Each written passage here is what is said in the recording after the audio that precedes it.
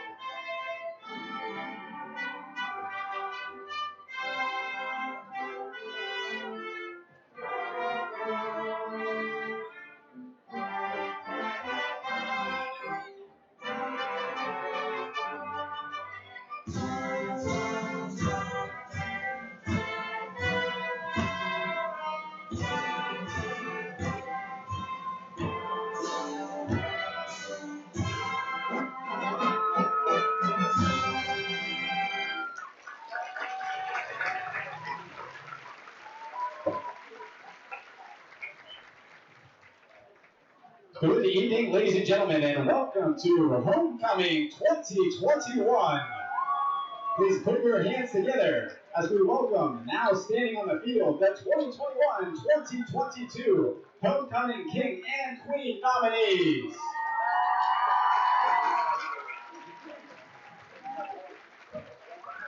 Representing AFS, Hanlin Jang.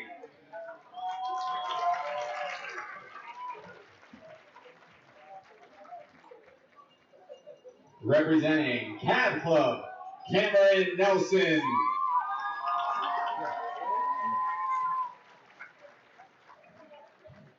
Representing Cross Country, Harrison Miller.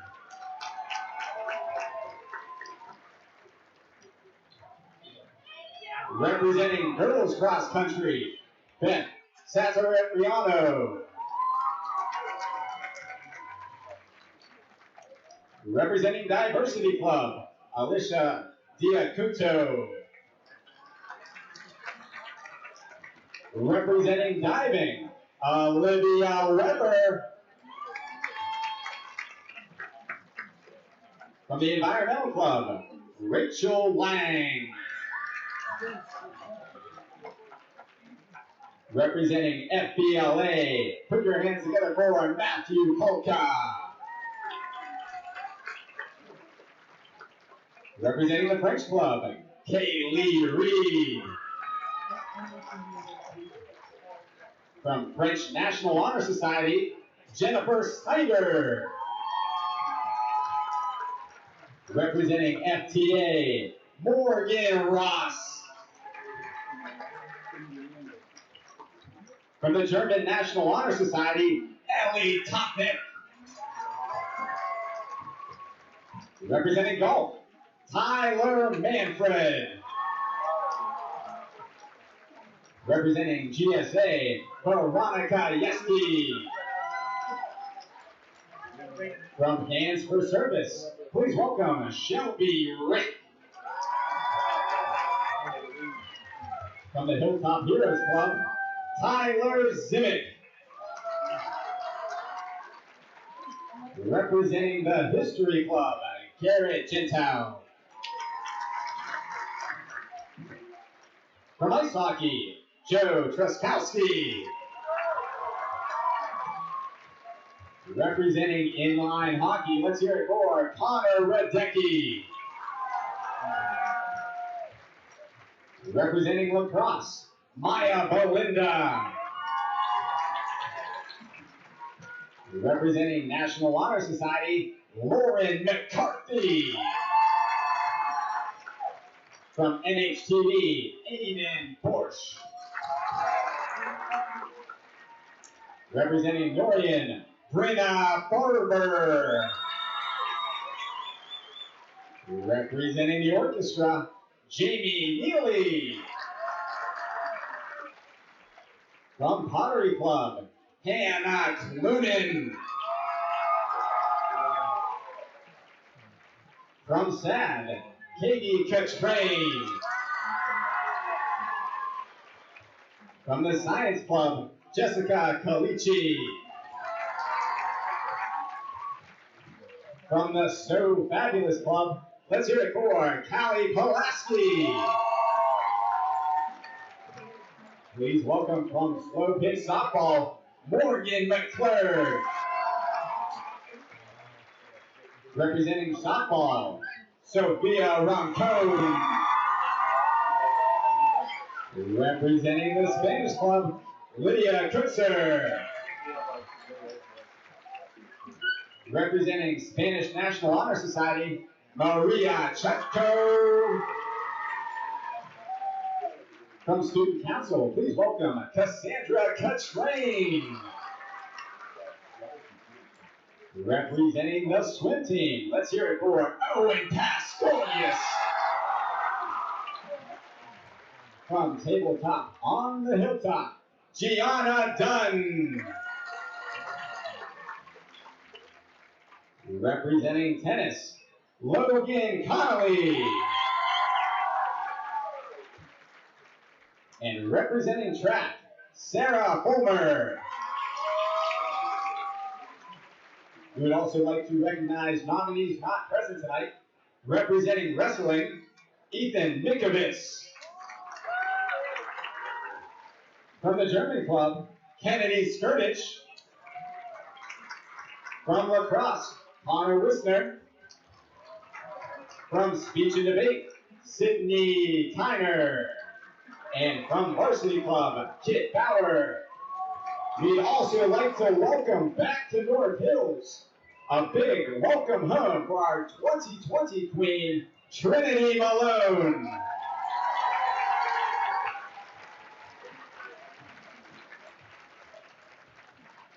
It is now time to present your North Hills 2021-2022 Homecoming King and Queen Courts.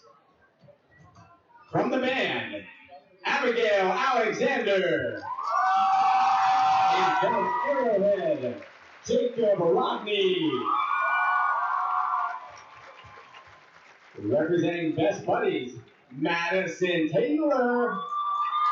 And from baseball, Nick Friday. From cheerleading, Isabella Bell. And from basketball, Devin Burgess. Representing choir, Grace Pusateri. And from diving, Andy Boyle. Representing drama club, Emma Gallagher. And from the senior class, Kevin Tien. Representing girls soccer, Maddie Lyon. And from boys soccer, Brandon McEwen. Representing the swim team, Maddie Mahoney. And from track, Alec Apodaca.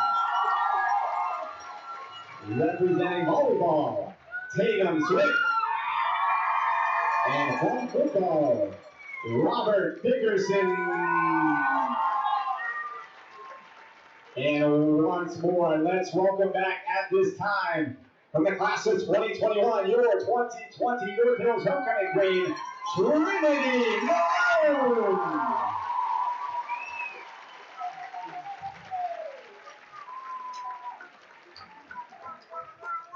And at this time, it's about that time to meet your second runner-up for King. Representing basketball, Devin Burgess.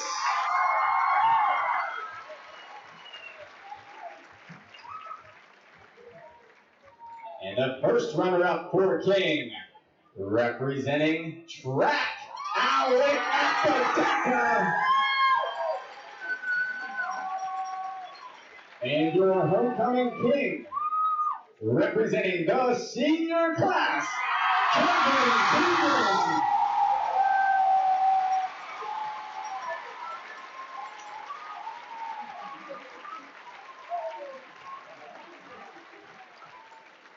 And our second runner-up for Queen, from volleyball, Tatum Swick.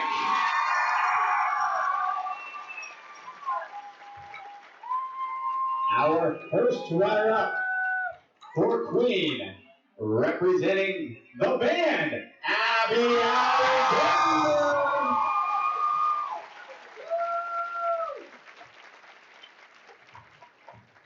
And our Queen, representing the drama club, Emma Gallagher.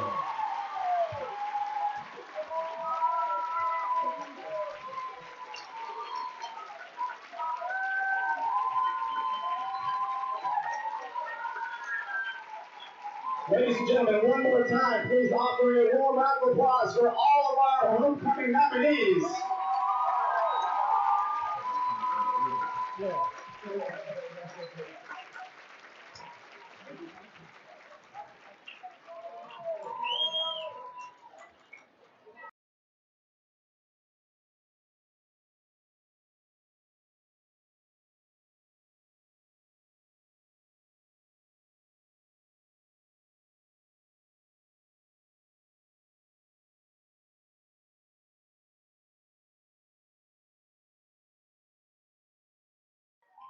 And welcome back, ladies and gentlemen, to High Top Sports Network's coverage of WPIAL 5A Northeast Conference football here. We just witnessed the homecoming of North Hills.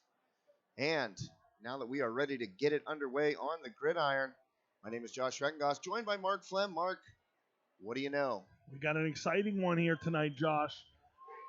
Conference opener.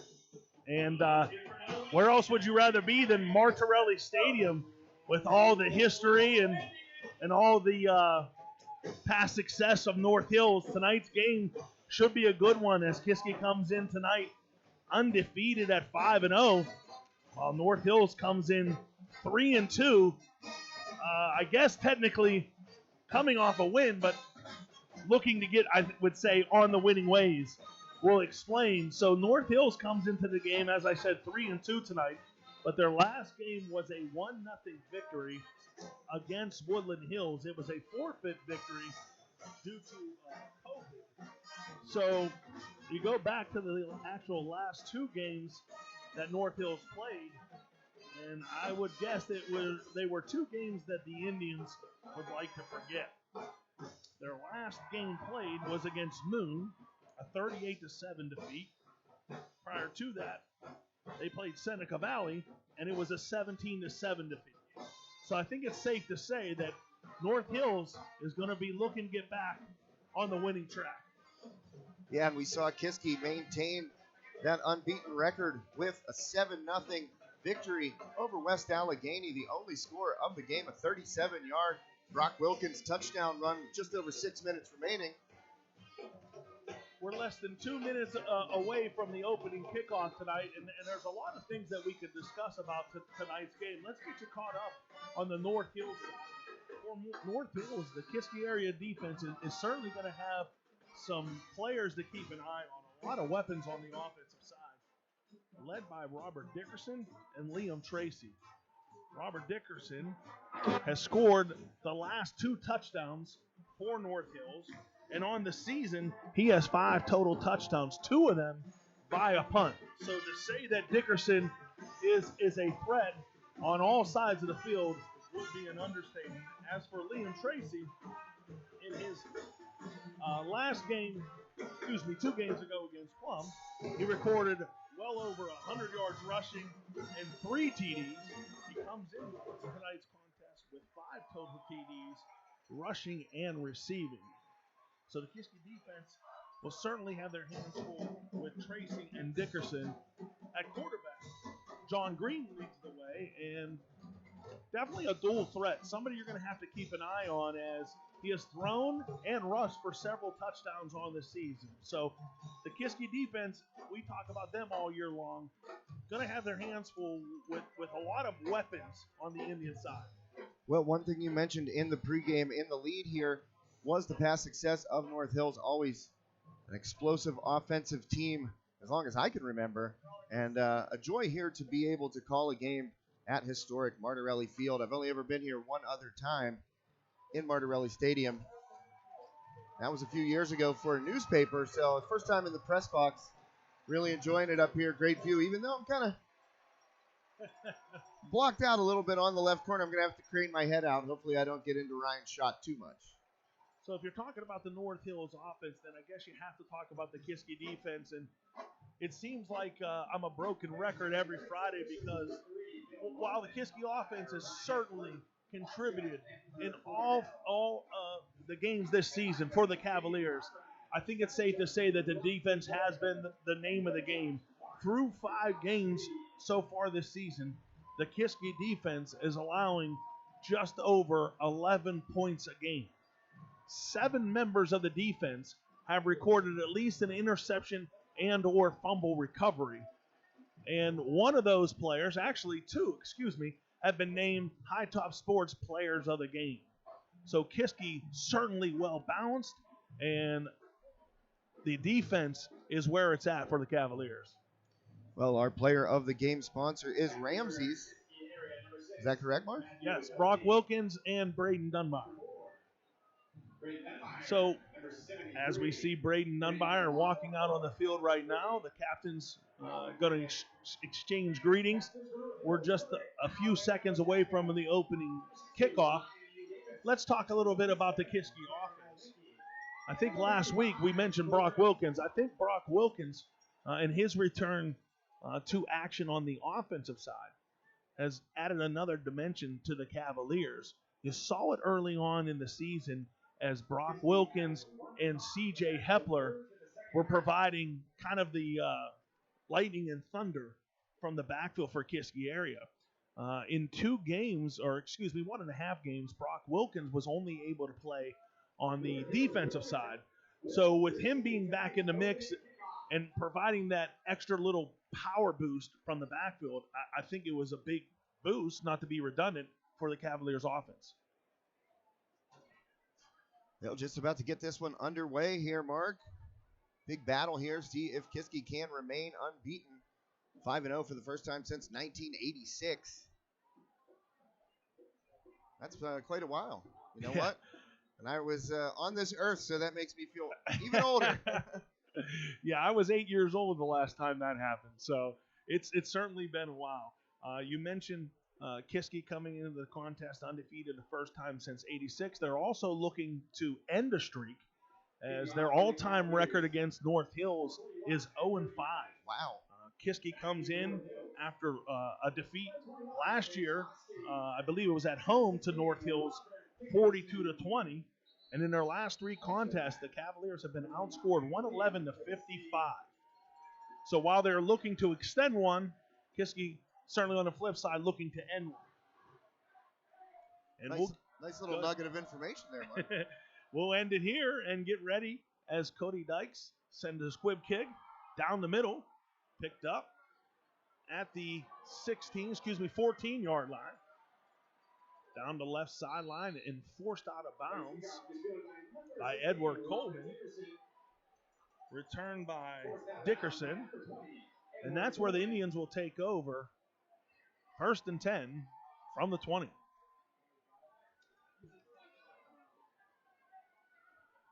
Well, let's see what North Hills elects to do on offense here to get it going.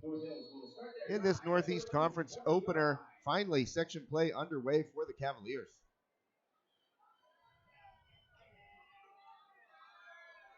Coming out of the huddle for North Hills at quarterback, that's number 3, John Green. Little pre-snap motion there. Looks like the Steelers offense. Green going to toss off the right side, across the 25, up to the 27. I believe that was number 16, Dickerson, on the carry. Gain of 8 brings up 2nd and 2. Pretty good opening carry right there for Dickerson. Made a couple of guys miss. Got up the field. I briefly mentioned Dickerson in the quick pregame. As I said, he has scored the last 2 touchdowns for North Hills. Certainly someone that the Indians will be looking to again tonight. Here's Green. Handoff. I believe that was Tracy. Just across the 30. And good enough for a North Hills first down. Well, a couple of carries, one outside, one inside right now, enough to move the chains for the Indians. 1st and 10 from the 32. That run was Liam Tracy. Gain of 4 on the play. 10:45 and counting. This is the opening drive of our first conference game. Here's Green. Handoff again. That's Tracy. And Tracy is hit and wrapped up in the backfield by Matt Hilty. Matt Hilty in there ripping for the ball, too, as he was making that tackle, trying to force a fumble. Matt Hilty, been known a little more this season so far for his prowess on the offensive side, but definitely no slouch on defense for the Cavaliers as he forced a no gain on that play. 2nd and 10 from the 32. Yeah, Mark, we did that opener, the season opener together, and Hildy caught a long touchdown in that game. Here's Green in the gun. Looking to throw. Pass. Fire to the left side, intended for Apodaca. Covered on the play by Isaiah Gonzalez. Brings up third down. 3rd and 10 for the Indians. 9:45 in the opening quarter.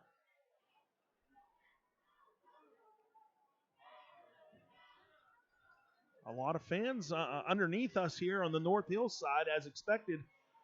And a good bit of Kiski area fans making the trek here as well. That's good to see. Yeah, I was going to mention that. Great turnout by the Kiski area fan base and student section tonight. Here's another pass and another incomplete. Deflected by Matt Hilty. That'll bring up 4th down. So after 2 successful rushes, Kiski defense come up strong, forces a few incompletions, and the Indians are forced to punt. Back deep for the Cavaliers is Dom Danino. Here's a high, wobbly punt. Danino looked like he was going to fair catch it, but let it bounce. It'll go out of bounds at the 37-yard line, and that's where the Cavaliers will take over. 1st and 10 with 9:35 in the first quarter. Yeah, smart by Danino not to field that punt. It actually bounced a couple yards back in Kiski's favor. So heads-up play not to fair catch it. In the huddle, I see quarterback Logan Johnson for the Cavaliers. Logan Johnson, another High Top Sports Network player of the game this season. That's Dunmeyer in motion. Here's Johnson. Handoff to Wilkins. Wilkins lowers his shoulder and falls forward near the 40. Let's call it a gain of 3. 2nd and 7. I mentioned Logan Johnson. So far this season, he's completed roughly 50% of his passes. 3 touchdowns through the air, 3 interceptions, and 6 touchdowns rushing. So another dual threat at quarterback. And here he is again. And here's another handoff to Wilkins. This time Wilkins is not going to get much, as he maybe gained 1. Wilkins was tackled by number 36. Yeah, not much room inside there for Wilkins on the first couple of carries. 2 carries, 4 yards. And indeed, it was a gain of 1. 3rd and 6 from the 41. 8:30 and counting in the first quarter. Here's the Cavaliers with 3 wide receivers. That's Calvin Heinley nearest to us. Johnson looking to his right. Throws to Dunmeyer. Dunmeyer has it across the 45. Lowers his shoulder across the 50 and into North Hills territory. That's good enough for a Cavalier first down. I'll tell you what, great effort right there to get across the first down line by Braden Dunmeyer. Shook off that first contact, fought forward for a couple more yards, moved the sticks. Speaking of stick, that's Braden Dunmeyer's nickname. Yeah, I know. Known more for his prowess on the defensive side, but as you said, lower his shoulder and gaining a few extra yards for the Cavaliers to bring up 1st and 10 from the 47. Yeah, a lot of great nicknames on this Kiski team. Here's Logan Johnson, 4 wide receivers. He's going to keep it himself. Spin move across the 45 up to the 44. Gain of 3 on the play. And that's Logan Johnson's first carry of the night. As I mentioned, Logan Johnson certainly gets it done through the air and on the ground, as he has a little under 200 yards rushing in the 5 games played so far. Here he is in the shotgun. Got a hand off to Dunmeyer. Dunmeyer plows his way forward for a gain of 2. up to the 42-yard line.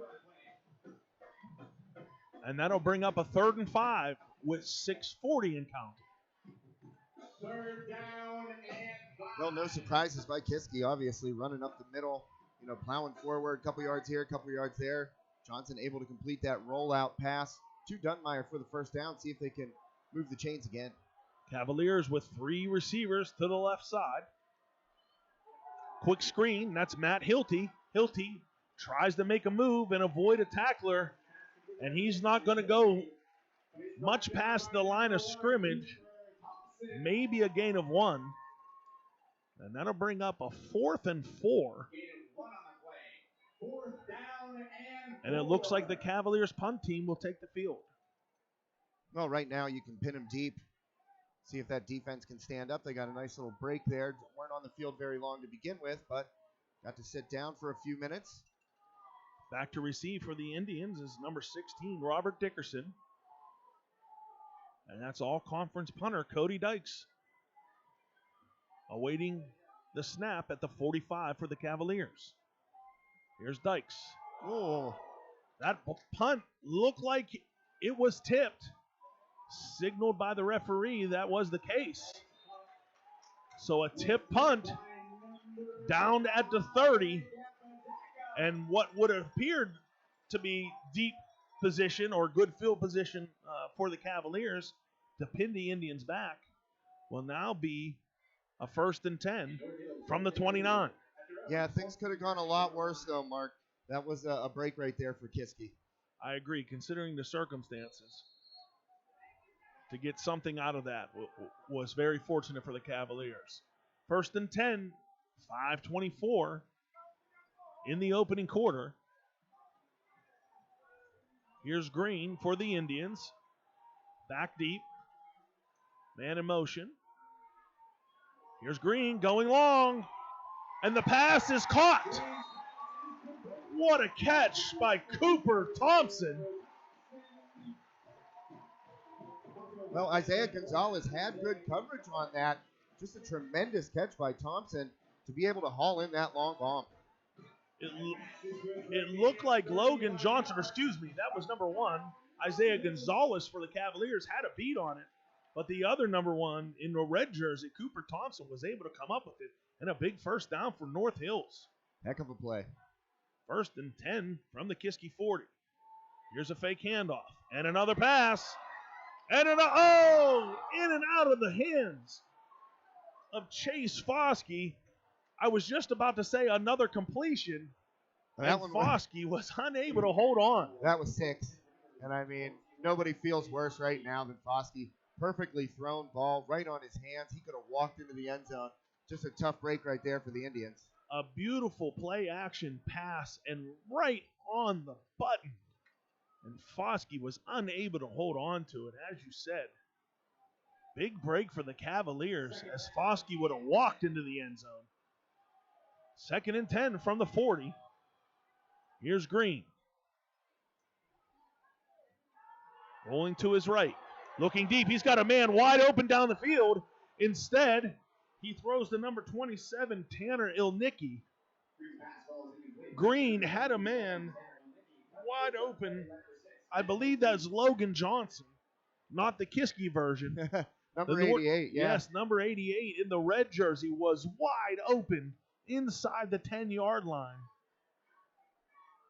And Green was unable to see him or find him with the throw. Another big break for the Cavaliers. Yeah, and it's kind of amazing that Green didn't see him. He was rolling out that way, all the way down the field, man wide open, but Kiski had another break right there. 3rd and 10 with 4:40 to go in the first quarter. Here's Green, looking to pass again. Green going to go downfield, and it's overthrown. Intended for Alec Apodaca. Coverage on the play by Dom Danino. Well, another incompletion here by Green, and another break for Kiski as the man seemed to have a step on his defender right there. So back to punt. for the Indians is number 3, John Green. And back to receive for the Cavaliers is Don Danino. Here's a line drive angled kick. Out of bounds. Right around the 16-yard line. Let's make it the 15-yard line. And that's where the Cavaliers offense will take over for the second time. 1st and 10 with 4:28 remaining in the first quarter. Yeah, Ryan, feel free to smack me in the back of the head if I get my giant dome in the shot. He gives me the thumbs up, says I'm not in the shot, so that's good. I really have to crane my neck around here. We're right in the corner of the press box. These guys have a pretty good view. I'm kind of behind the wall. Here's Dunmeyer behind center. Excuse me. That was a wild formation. That is Hepler. Oh. And Hepler is dragged down at the 15. I don't know if that was an angled snap. It looked to me up here that Dunmeyer was behind center. I did not see Logan Johnson in the backfield anywhere. And somehow Hepler was able to come up with it and able to pick up one. Let's call it 2nd and 9 from the 16. Well, as you said, wacky formation right there. Not much doing, trying to get outside the tackle on that left side. Again, that's Dunmeyer. And this time, I believe the snap went to Hepler. Direct snap to Hepler. And he maybe got back to the line of scrimmage. C.J. Hepler is somebody we didn't talk about in the pregame. He came out of the gates this season on fire for the Cavaliers. 2 games with over 150 yards rushing. And then the last game could not get going. Only 3 carries for negative 10 yards. And we saw it here. 2 carries for basically nothing as the Cavaliers are faced with a 3rd and long. Here's Johnson rolling to his right. He's going to go downfield. That's Don Danino. And the ball is intercepted at the 50-yard line. And that's Chase Foskey. Well, that's a tough throw right there. I mean, rolling out, throwing on the run, you just kind of loft it up and North Hills with the great coverage forces the turnover. Throwing on a run in coverage to your 5'9", 160-pound sophomore. Probably not the best decision for Logan Johnson. Yeah, I would say he would want that one back, Mark. As the Indians will take over again in Cavalier territory. 1st and 10 from the 49 with 2:57 remaining. Here's Green calling out the signals. 3 wide receivers, man in motion. That's Thompson. Thompson's going to take the handoff and throw down the field. The Kiski defender, Danino, fell down on the play. Got a flag at the line of scrimmage. Not sure what the call will be. Well, it's against North Hills. The call is going to go against North Hills for an ineligible man down the field. So as the Kiski fans or student fan section said, you can't do that. Always a classic. The Indians will move back 5 yards and they'll bring up 1st and 15. Well, North Hills certainly helping Kiski out here in the early going. Big drop last drive. Penalty right here to start this one. Here's Green.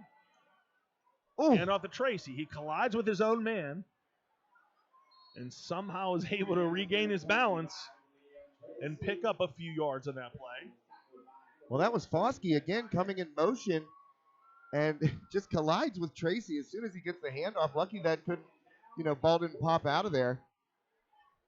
So the score is 0-0, and I would have to say that is much to North Hills' own self-inflicted wounds more than the Kiski defense coming up with big plays, as we've seen another kind of a head-scratcher. 2 North Hills players running into each other. Brings up a 2nd and 14. Here's Green. Got a handoff. And he has found a seam. That's number 25, Liam Tracy. Tracy across the 30. down to about the 27-yard line.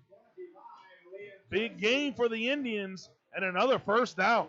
Well, that's why you run that motion under the snap. As soon as the motion man goes by the snap, you got the fake handoff, big gap opens up, and then the stiff arm right there, picking up an extra 15 yards after that stiff arm. Liam Tracy went untouched through the Kiski line there. And North Hills is in the deepest part of Kiski territory. So far tonight, 1st and 10 from the 28. Here's Green. And flag before the play. Looks like it's going to be a false start against North Hills. And indeed it is. So again, you can't do that. 1st and 15 from the 33. Just over a minute and 20 remaining in the first quarter. Still scoreless here.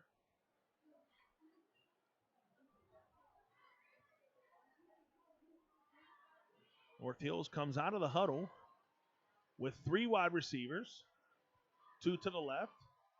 Nearest to us is C.J. Wells. Here's Green rolling to his left. Dumps it off to Thompson. Thompson across the 10 and pushed out of bounds right around the 7-yard line. That was Matt Hilty that pushed him out of bounds, but not before another North Hills first down. Well, for some reason, I focused in on Thompson and his matchup right there with C.J. Hepler, and he ran a great double move route, able to get open. Hepler couldn't keep up, and a big gainer again for the Indians. Green to Thompson, 24 yards, and it's 1st and goal for the Indians at the Kiski 9-yard line.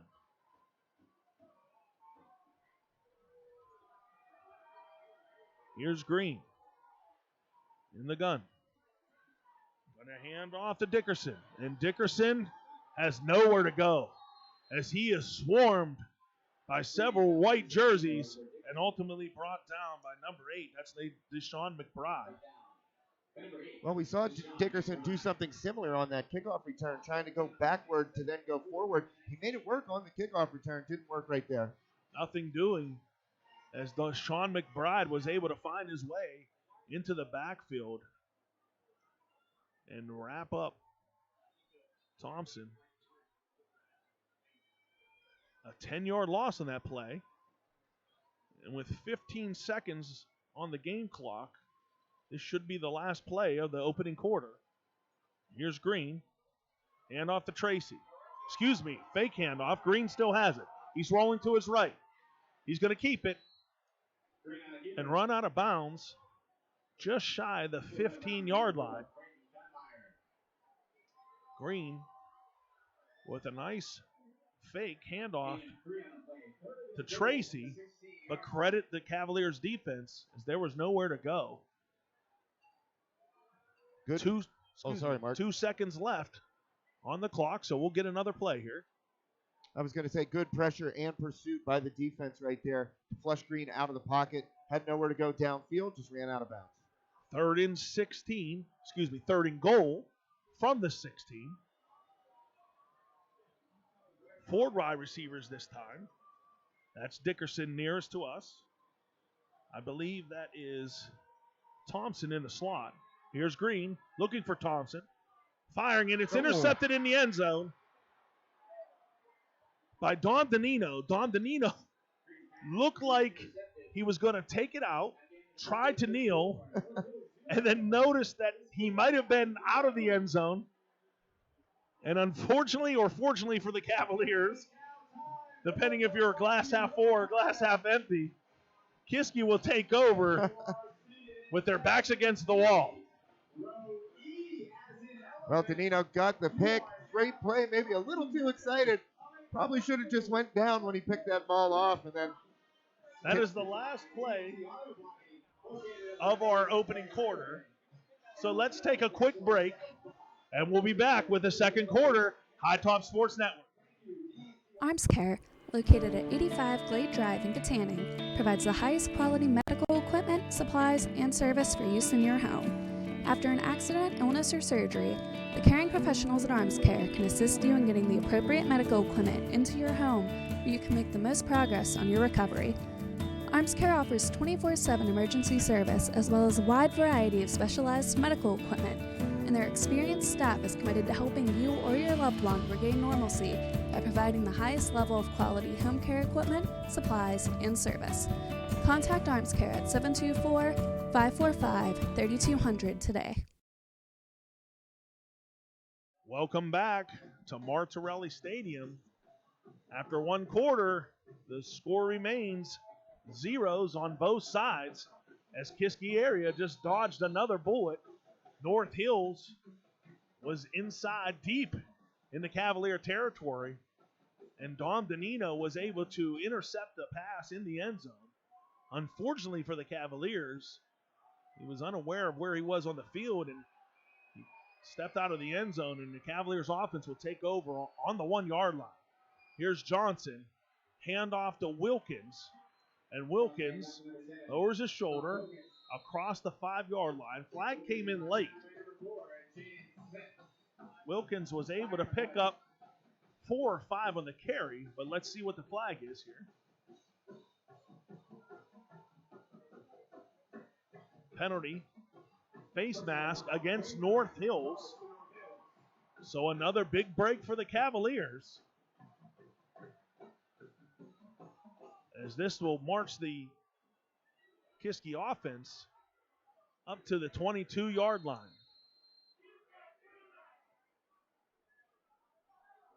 Cavaliers offense able to breathe a sigh of relief. 1st and 10 from the 22. Here's Johnson in the gun. Lone tailback is Wilkins. He's going to lead the way for Johnson.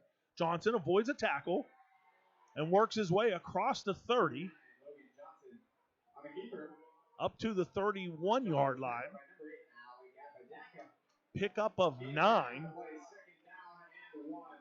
Great design by the Cavaliers there, as they had 2 wide receivers split on each side. And Brock Wilkins was able to be the lead blocker for Logan Johnson to pick up 9 easy yards. And good footwork by Johnson there in a tight space to be able to step over one tackler and get forward for a couple more yards. 11 minutes on the clock in the opening half now. That's Dunmeyer in motion. Settles in. Handoff to Wilkins. Wilkins going to follow the Dunmeyer block and approach the 35. Tackled just shy. Let's call it the 34. That's good enough for a Kiski area first down. 1st and 10 for Kiski area at the 34 yard line.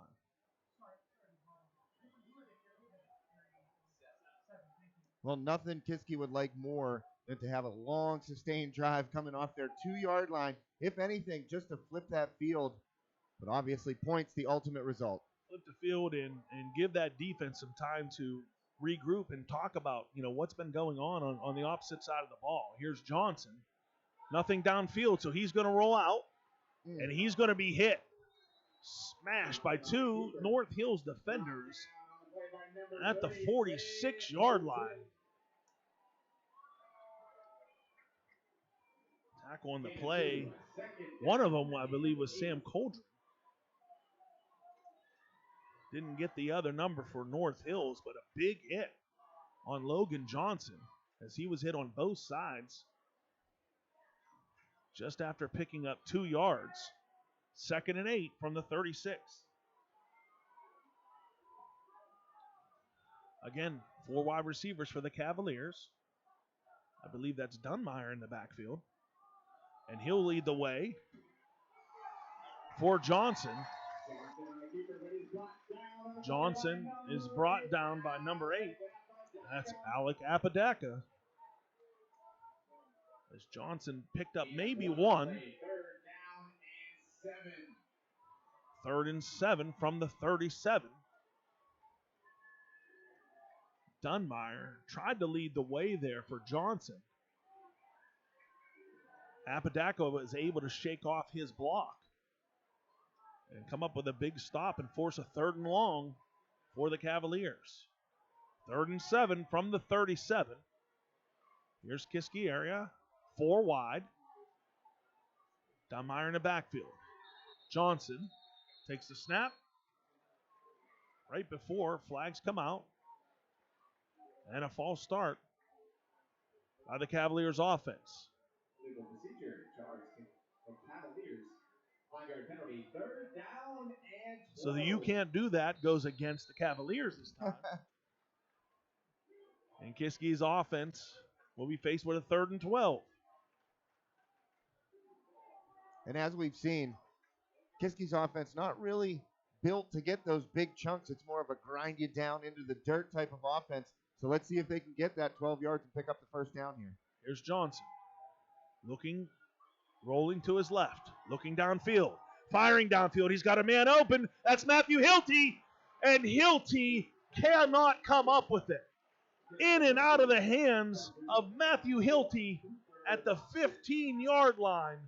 What a throw by Logan Johnson. Wow, he just kind of flicked that out there, perfectly placed over top of everybody to where only Hilty could make a play on it, and it just slipped through both of those hands, Mark, and down to the ground. So North Hills victimized by a big drop earlier. Kiski answers with one of their own right there. You know, in defense of Hilty, you talk to many receivers, and they will tell you that is the hardest catch to make, the one directly over your shoulder. But as we said, Logan Johnson couldn't have thrown that ball any better. Oh, we're going to get a roughing the kicker right here. I think it's going to be a first down for the Cavaliers. It came in real late. I believe Dykes got roughed up there after the follow-through on the punt. The punt sailed out of bounds right around the 35-yard line. And as you said, flags came in late in the backfield, if you will, near Kiski punter Cody Dykes.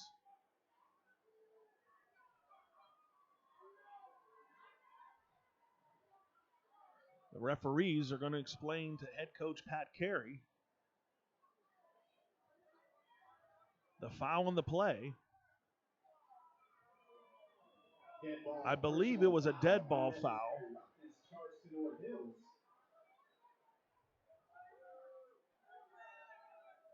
So that'll be assessed after the punt? Yeah, correct? I guess so. Maybe not the automatic first down for Correct. roughing the kicker. Correct. I was trying to hear the referee explain.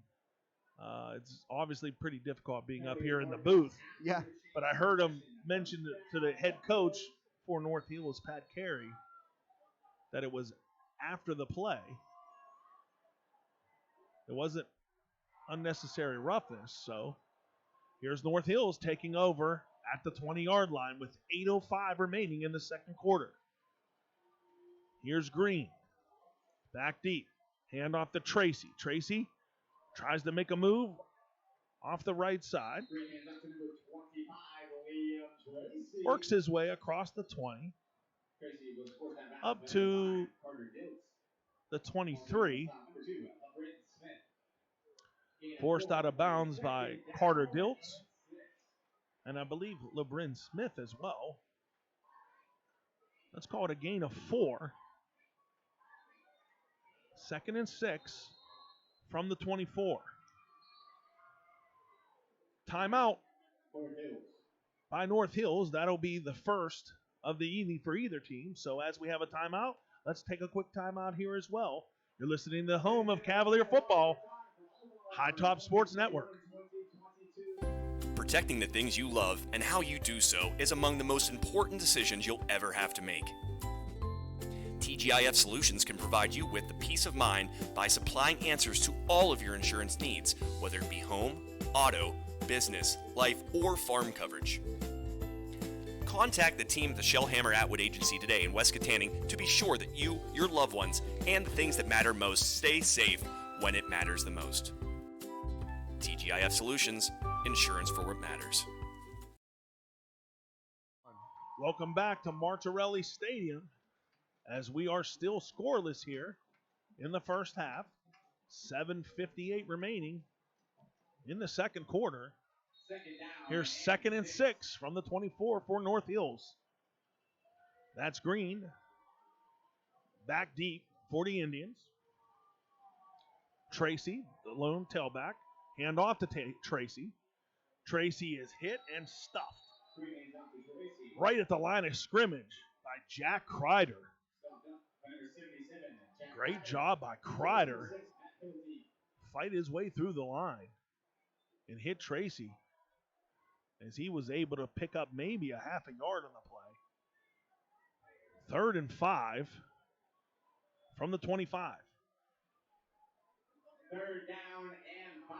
That's the first time we mentioned Kreider's name for tonight. Those defensive linemen for the Cavaliers, kind of unsung heroes on the defensive side as the linebackers get most of the credit. Here's Green. He finds Tracy. No, he doesn't. Tracy unable to handle it at the 21-yard line. And that'll force the Indians into a punt formation. Yeah, another drop here. We've seen a couple from North Hills. And one big one from Kiski as well. Don't know if maybe that ball is getting a little slick. You know that when the weather's like this, it starts to get to be about this time. The turf gets a little slick, therefore the ball will too. Here's a botched snap on the punt, but he's able to get away, and a good one. Ball bounces at the 40-yard line and takes a great North Hills roll. Down inside the 20 before ultimately being downed at the 18-yard line. So give John Green some credit there. The ball was on the turf. He was able to corral it, get off a solid line drive punt, and a big bounce as Kiski will take over deep in their own territory. 6:58 on the clock. Still scoreless. And this is something we've grown accustomed to here in the last 2 weeks. Not much offense as Kiski area was able to squeak out a 7-0 victory last week against North Allegheny. The lone touchdown coming with 6 minutes to go in the game. Here's the Cavaliers offense. And the handoff is Wilkins. Wilkins was the player that scored that lone touchdown last week. I believe it was a 40-yard run for the game's only score as Wilkins was named the Ramsey's Place player of the game. Ramsey's Place just joining the High Top Sports Network team last week. And if you didn't know, it's the premier barbershop in the AK Valley, located at 300 Sycamore Street in Vandergrift. Ramsey's Place also offers women's haircuts, hair coloring, and more. So thank you to Ramsey's Place. Here's Logan Johnson. Quick pass to Heinley. Heinley works his way across the 20 up to the 23-yard line. That's Calvin Heinley's first catch of the night. Yeah, too bad I don't have any hair, Mark. Otherwise, I'd go to Ramsey's Place and get a cut. Same with me. I see what he does with my boys. You know, he fades them up real nice, so I'm half tempted at least to get the bottom portion done. I still have some down there, but I feel your pain. Well, we established during a golf outing that I am the old guy, just by a couple of months over you, and we probably have about the same amount of hair. 3rd and 5 from the 23, 5:30 remaining. Here's Johnson. Fake the handoff to Wilkins. He's pressured, avoids a tackle, rolling to his right. Fires downfield, and a little too far for Braden Dunmeyer. Johnson hit on the play by number 27. That's Tanner Ilnicki.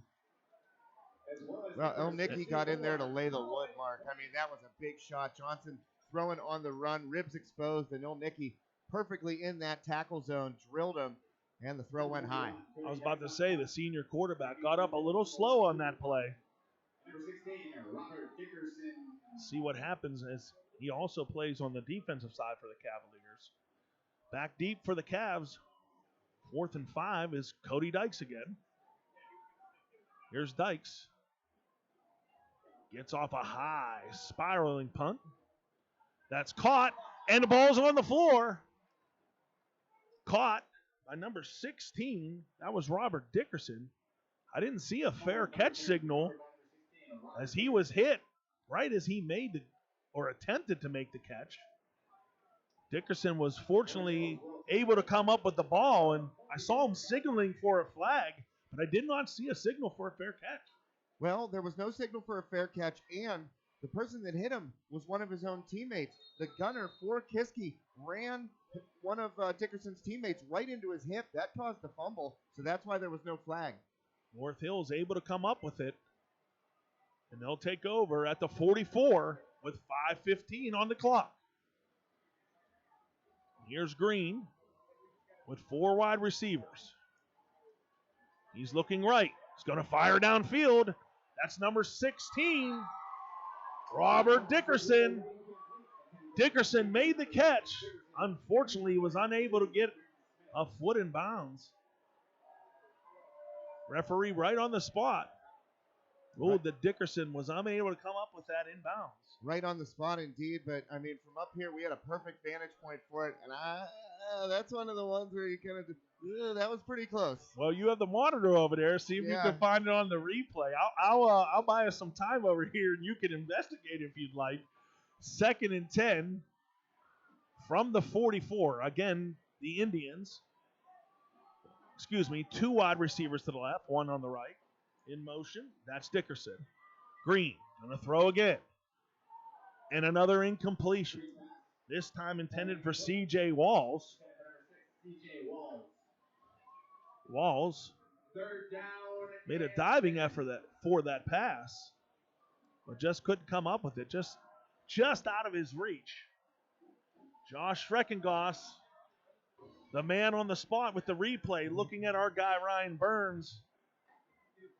I think Kiski caught a break right there. And cameraman extraordinaire Ryan Burns has given me the catch signal as Josh Schreckengoss signals another break for the Cavs.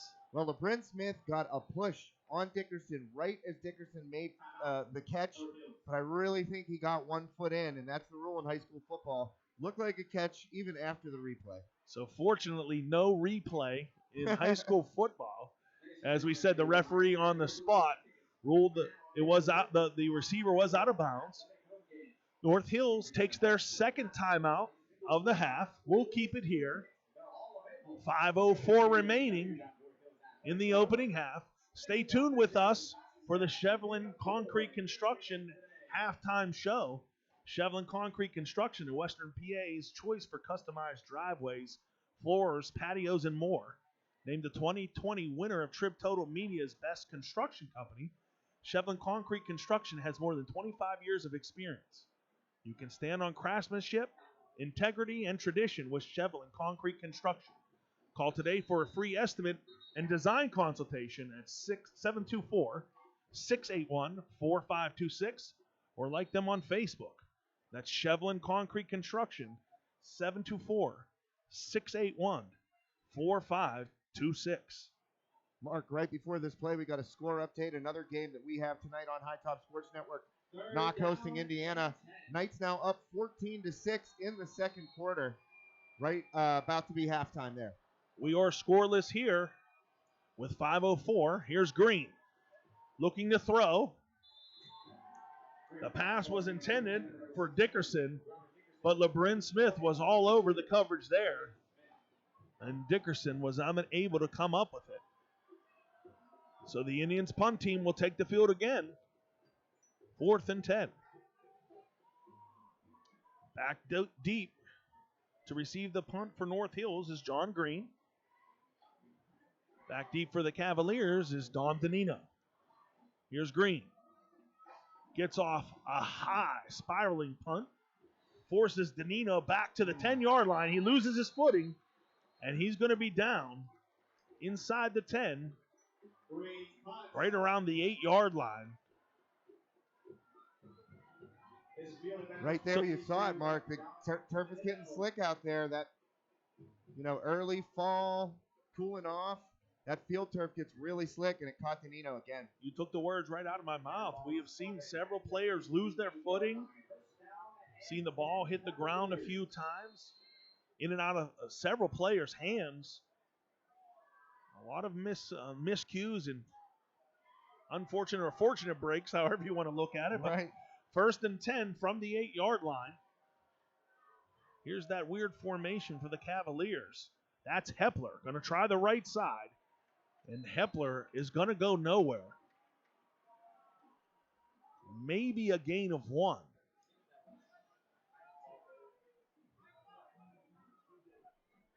C.J. Hepler, again, with not much room to run.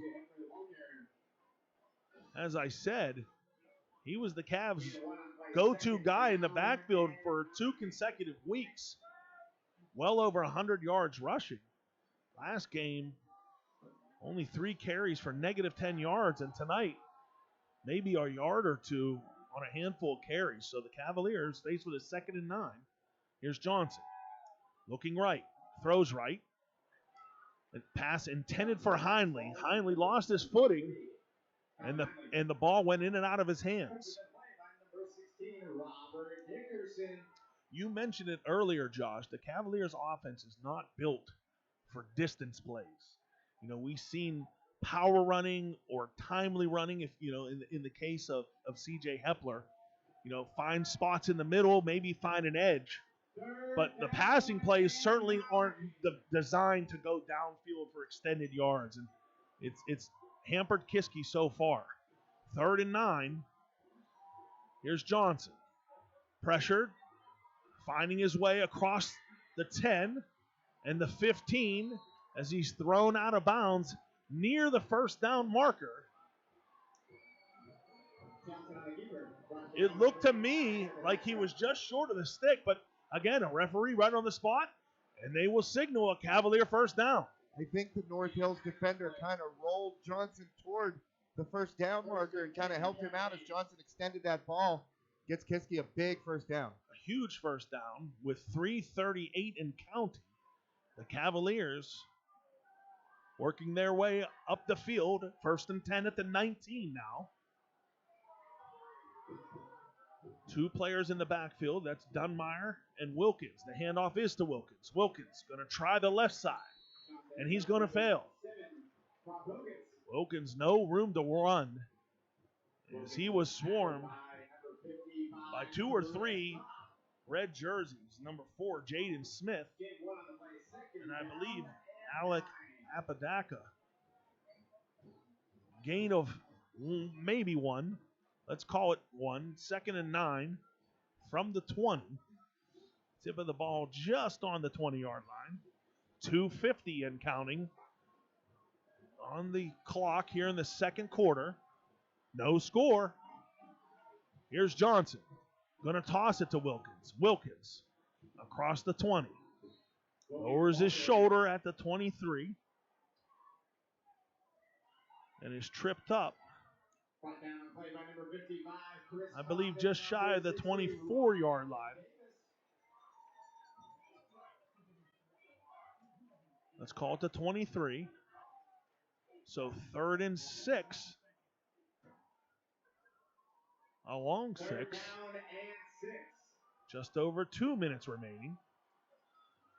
There's Johnson, 4 wide receivers. Looking downfield is Johnson. Johnson's going to run. Johnson makes a move and squirts his way across the 25. Timeout on the field by North Hills. That's their final timeout. So we'll take one as well. 1:54 on the clock. You're listening to High Top Sports Network. With over 40 years of experience, the fine folks at Steffi's Country Catering in Adrian can provide you with several scrumptious options for your next family gathering, corporate event, or tailgate. Make sure to try one of their custom meat and cheese trays or pick up a delicious Sunday takeout special. Steffi's Country Catering is a Leader Times Silver Best of winner 3 years running. And as the holidays approach, get back to celebrating with friends and family and leave cooking to Steffi's. Sugar Rush Cupcakes by Tara are available by order. That's Steffi's Country Catering. Find them on Facebook. Welcome back to the home of the North Hills Indians, Martorelli Stadium, as we have a scoreless ball game here right now. 1:54 on the opening half clock. Kiski faced with a 4th and call it 3. Going to be forced to punt. That's Cody Dykes. Back deep for the Indians is Thompson and I believe Dickerson. Here's Dykes' punt, and it's not good. Oh, man. The punt went almost straight right into the stands. Not the sideline, the stands. And we're talking 10 rows up in the stands, Mark. That punt was the definition of the word shank. You know, anybody that has listened to the High Top Sports broadcast, if you will, you know that I'm a big fan of Cody Dykes. And I have to tell you, that wasn't one that'll be on the highlight reel. Unfortunately for the Cavaliers, the ball maybe went 3 or 4 yards, and North Hills will take over on the 29-yard line. Here's Green. Going to toss it to Dickerson. Option play, and no room to run for Dickerson as he was forced out of bounds by Isaiah Gonzalez. It's actually a loss on the play of about 2. On the opposite side of the field is the booth from where that play was. It looked like he was able to get back to the line of scrimmage. But as I said, a loss of 2 on the play. 2nd and 12, 1:44 on the clock. North Hills, no timeouts remaining. Kiski has all 3. Here's Green, rolling right, looking, firing. Down the field, he's got a man in the end zone, and that's a touchdown. Robert Dickerson with the catch for North Hills, and that's the first touchdown of the ball game. Green to Dickerson for 32 yards, and North Hills leads 6-0. Well, Dominic Danino was in coverage right there, and Dickerson got away with a push-off right before that ball came in. Really a smooth move by Dickerson. He got away with it, got that separation from Danino. He just a little bit of a push-off. Referee was there. No flag for offensive pass interference. First touchdown of the game. The extra point by John Green is good, and North Hills leads 7-0 with 1:37 remaining in the first half. Well, it seems like North Hills came out running the ball, but then figured a little bit out in the passing game on that second drive, and now taking advantage with a long touchdown strike to Dickerson. You know, we talked about it earlier in the season, and we haven't seen much via the air in the last 2 contests. But the last 2 opponents for Kiski area, their starting quarterbacks have been injured. And we talked about, is the Cavaliers' defense a little bit susceptible in the air? We saw signs of it early on. I believe it was when you and I announced, what game was that? We did the season opener. The season opener against Butler, correct? And again, you know, not to take anything away from the Cavalier defense, because, you know, it's only 1 half right now. But as we've seen through this 1 half, receivers are running everywhere for North Hills. And it's been basically pick and choose whatever you want for John Green. Here's the kick. Line drive kick. Caught by Danino at the 12-yard line. Danino hit as he crosses the 25 up to maybe the 27-yard line. So a return of about 15 yards.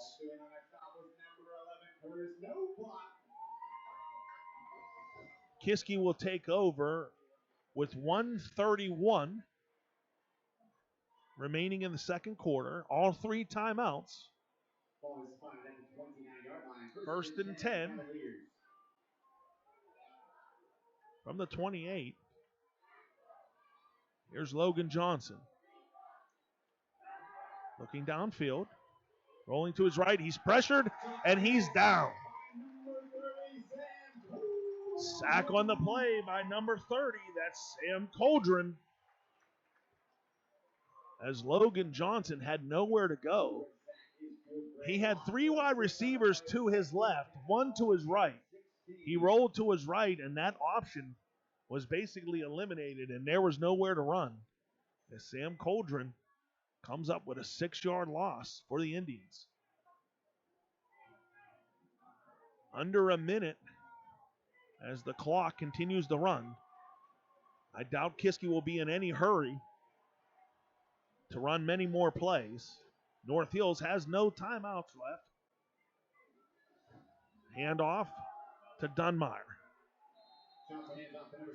Excuse me, that was Brock Wilkins, number 7.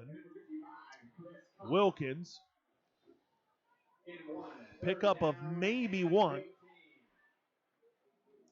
3rd and 15 from the 24-yard line.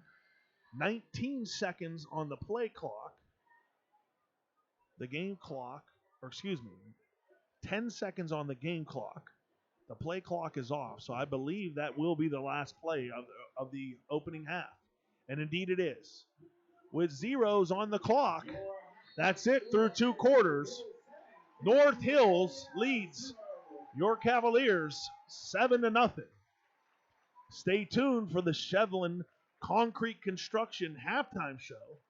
And as always, stay tuned for the bands. While we like to say we'll bring you in for the game, we keep you here for the halftime show. We'll take a quick break as you're listening to the home of Cavalier football, High Top Sports Network. Arms Care, located at 85 Glade Drive in Katanning, provides the highest quality medical equipment, supplies, and service for use in your home. After an accident, illness, or surgery, the caring professionals at Arms Care can assist you in getting the appropriate medical equipment into your home where you can make the most progress on your recovery. Arms Care offers 24/7 emergency service as well as a wide variety of specialized medical equipment, and their experienced staff is committed to helping you or your loved one regain normalcy by providing the highest level of quality home care equipment, supplies, and service. Contact Arms Care at 724-545-3200 today. Welcome back here to Martirelli Stadium in North Hills. Cavaliers trailing the Indians 7-0 at the half. Big touchdown strike right before the end of the second quarter for North Hills. Broke a scoreless tie. And right now, we are going to bring you the Shevlin Concrete Construction halftime show. Let's get some things mixed around on the scoreboard here. There we go. Shevlin Concrete Construction LLC, our official halftime sponsor on our broadcasts of Kiski area Cavaliers varsity football. The Kiski area marching band is setting up right now. We will stick around for them, and we'll stick around as well for the North Hills marching band, who will follow. I got the crowd mic out there, so I'm going to shut up, mute myself for a few minutes, and folks out there who are joining us can enjoy these two marching bands. We love to showcase every aspect of Friday Night Lights here on High Top Sports Network, and fully believe that the halftime show and the marching bands are an integral part of what makes Friday night in Western PA so special. So enjoy the Kiski area and North Hills marching bands here on the Shevlin Concrete Construction halftime show. Now entering the field is the 2021 Kiski Area High School Marching Band. The Kiski Band is under the direction of Mr. Sean Petey and is assisted by Mr. Stephen Chester. The drum majors for the Big K Marching Band this year are Camille Graham and Gianna Koss. Color guard captains Macy Adden, Addie Mortensen, and Mackenzie Booth. This evening, the Kiski Area Marching Band will be performing their show entitled Beneath the Shifting Sands. The music you will hear tonight comes from various sources, including a track selection named Crystal Pyramid from the Cirque du Soleil show Totem, selections of French music from the Prince of Egypt by Hans Zimmer, and a piece of music called College by composer Stephen Malone. Several instrumentalists are featured in our show, starting with Lucas Boone on guitar, David Sheldon on alto saxophone, and Cooper Sluka on the soprano saxophone. Cooper also performs throughout the second production, and both Lucas and Cooper return near the end of the show to finish out the full production. Our soloists and musicians are supported by our world-class color guard performers who add a stunning visual package to our show.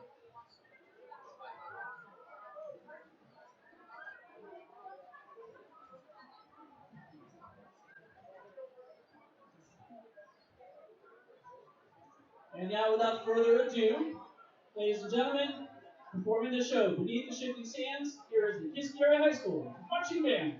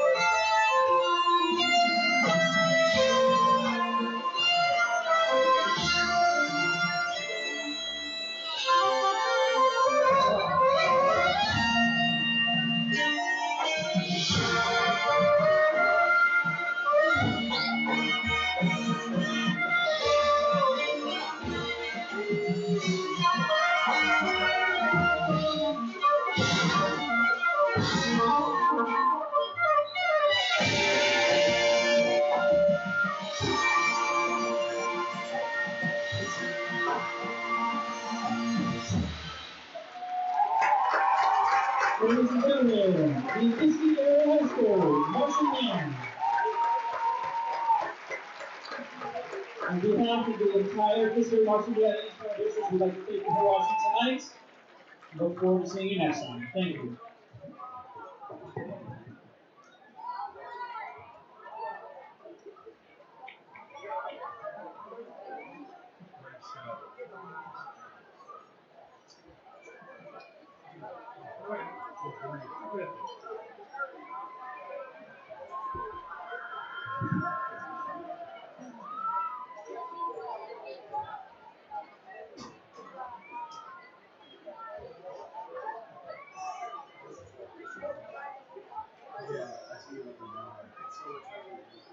Yeah, because if I look at the field and try to move it, it's not. So all the games.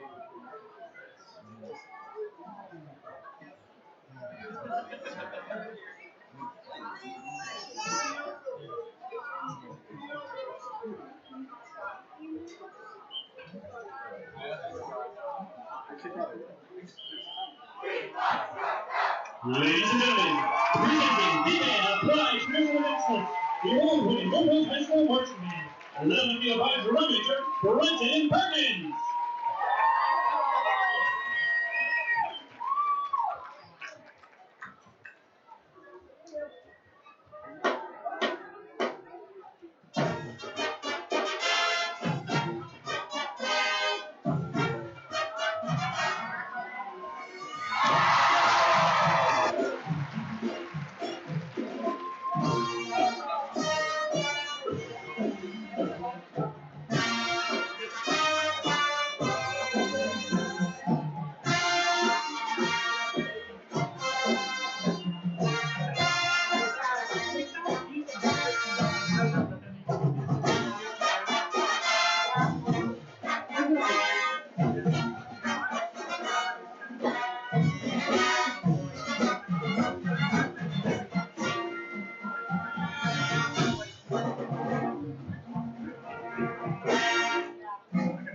For over 60 years, the band has performed its traditional march show.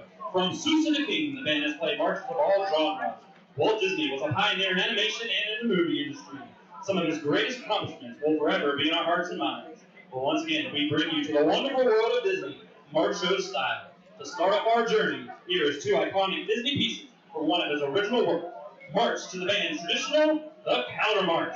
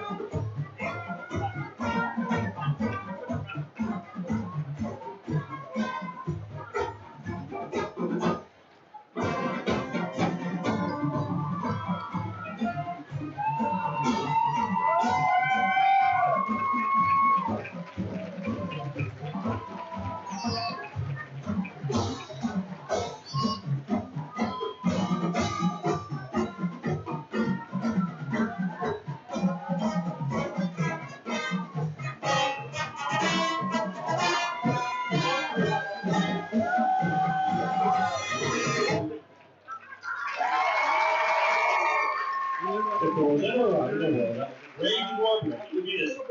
A celebration of all cultures around the world. It's a Small World has been a favorite of everyone since Disney's beginning. There's so much that we share. There's a time that we're with.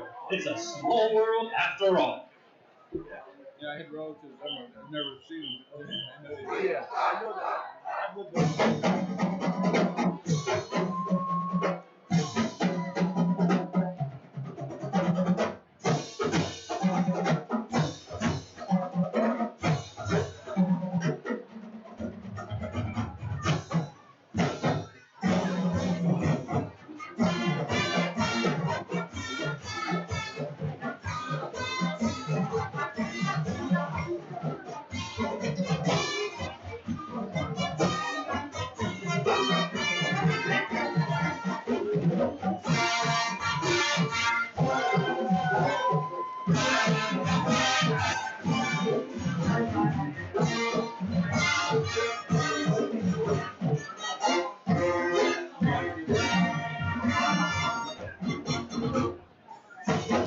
Mickey was Disney's first creation in its magical world. First appeared in Steamboat Willie in 1928 and considered to be his debut to the world. In the words of Walt, I hope you never lose sight of one thing, that it was all started by a mouse.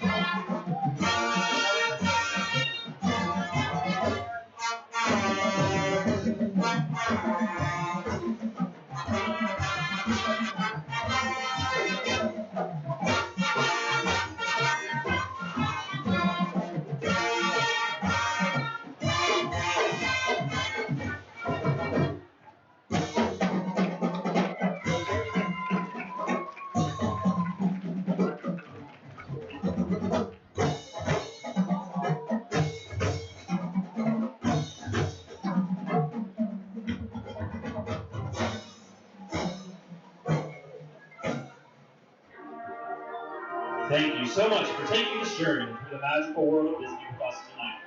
We wish all of you the best, and hope that all of your wishes and dreams do come true.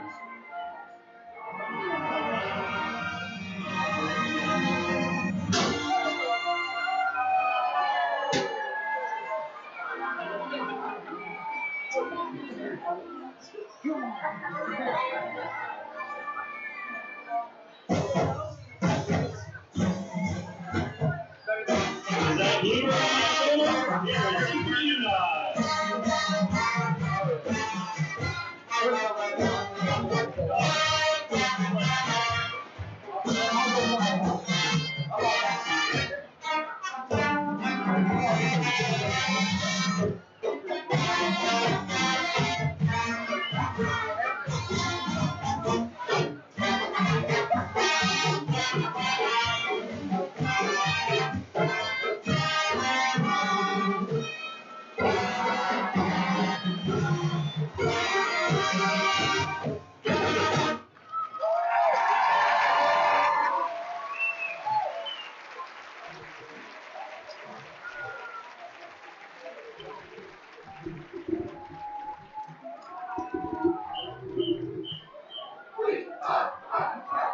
The men of the University of Orlando, Lucas P. Wright, Thomas and Carlos Lando.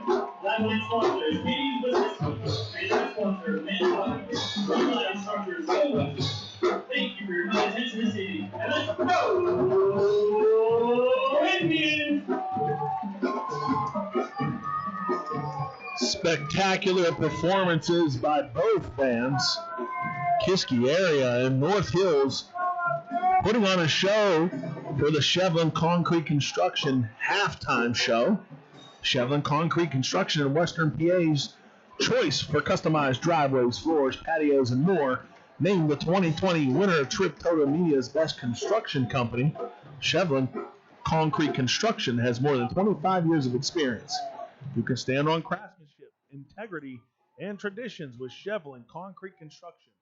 Call today for a free estimate and design consultation at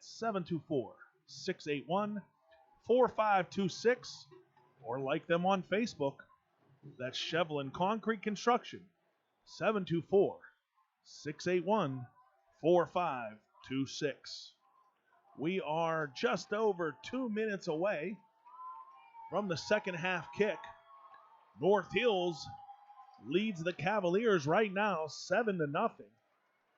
And looking at the halftime statistics for the Cavaliers, not much to review. 17 yards passing, 42 yards rushing, and that's been it for the Kiski offense. Kiski area coming into the game having only scored one touchdown last week against West Allegheny, has been held scoreless so far. And head coach Sam Albert is going to have to find something on the offensive side to get the Cavaliers going, as neither side is working on the ground or via the air for the Cavaliers right now. Logan Johnson, your leading rusher, 7 carries for 22 yards. Brock Wilkins, 9 carries for 17. And CJ Hepler, 3 carries for just 3 yards. As I said, Cavaliers 19 carries for 42 yards. In the air, Logan Johnson, only 3 completions. 1 to Matthew Hilty, 1 to Calvin Hindley, and 1 to Braden Dunbar. So the Cavaliers offense, for the second week in a row, not much statistically, as they trail right now 7-0. Hard time putting points on the board for the Cavaliers the past couple of weeks. Last week, cracked that big touchdown run in the fourth quarter to break a scoreless tie.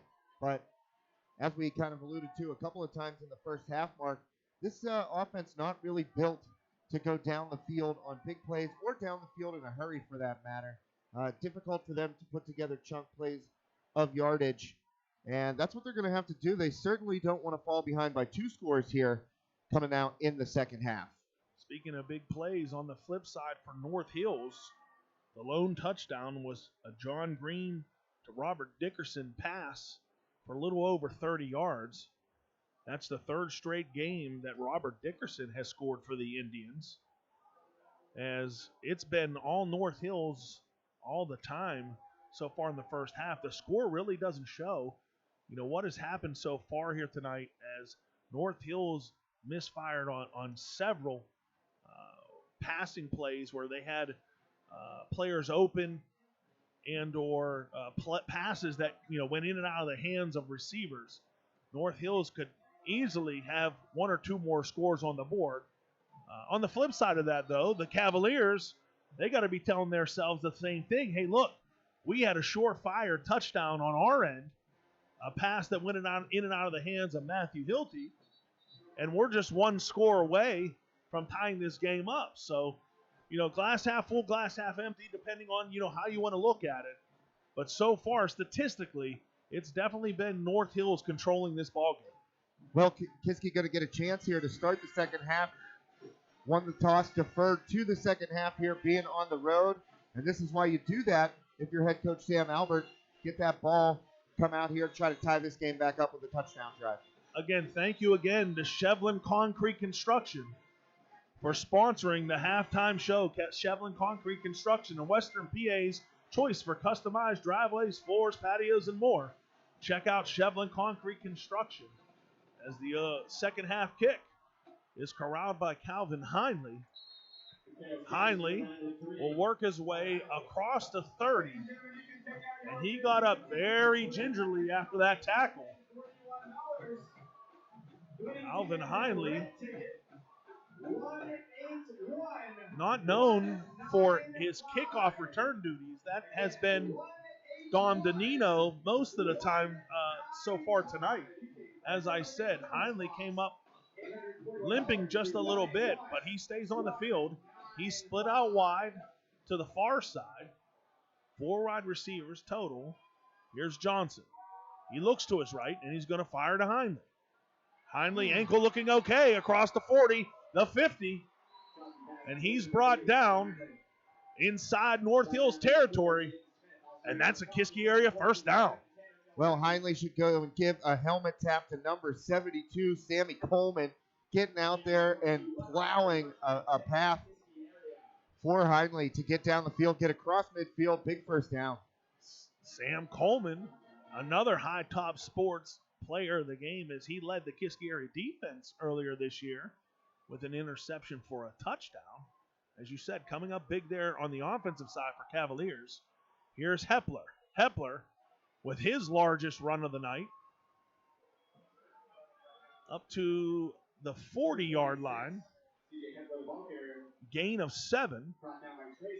So Hepler more than doubles his output on that run. Doubles what he had gained in the first half with a pickup of 7.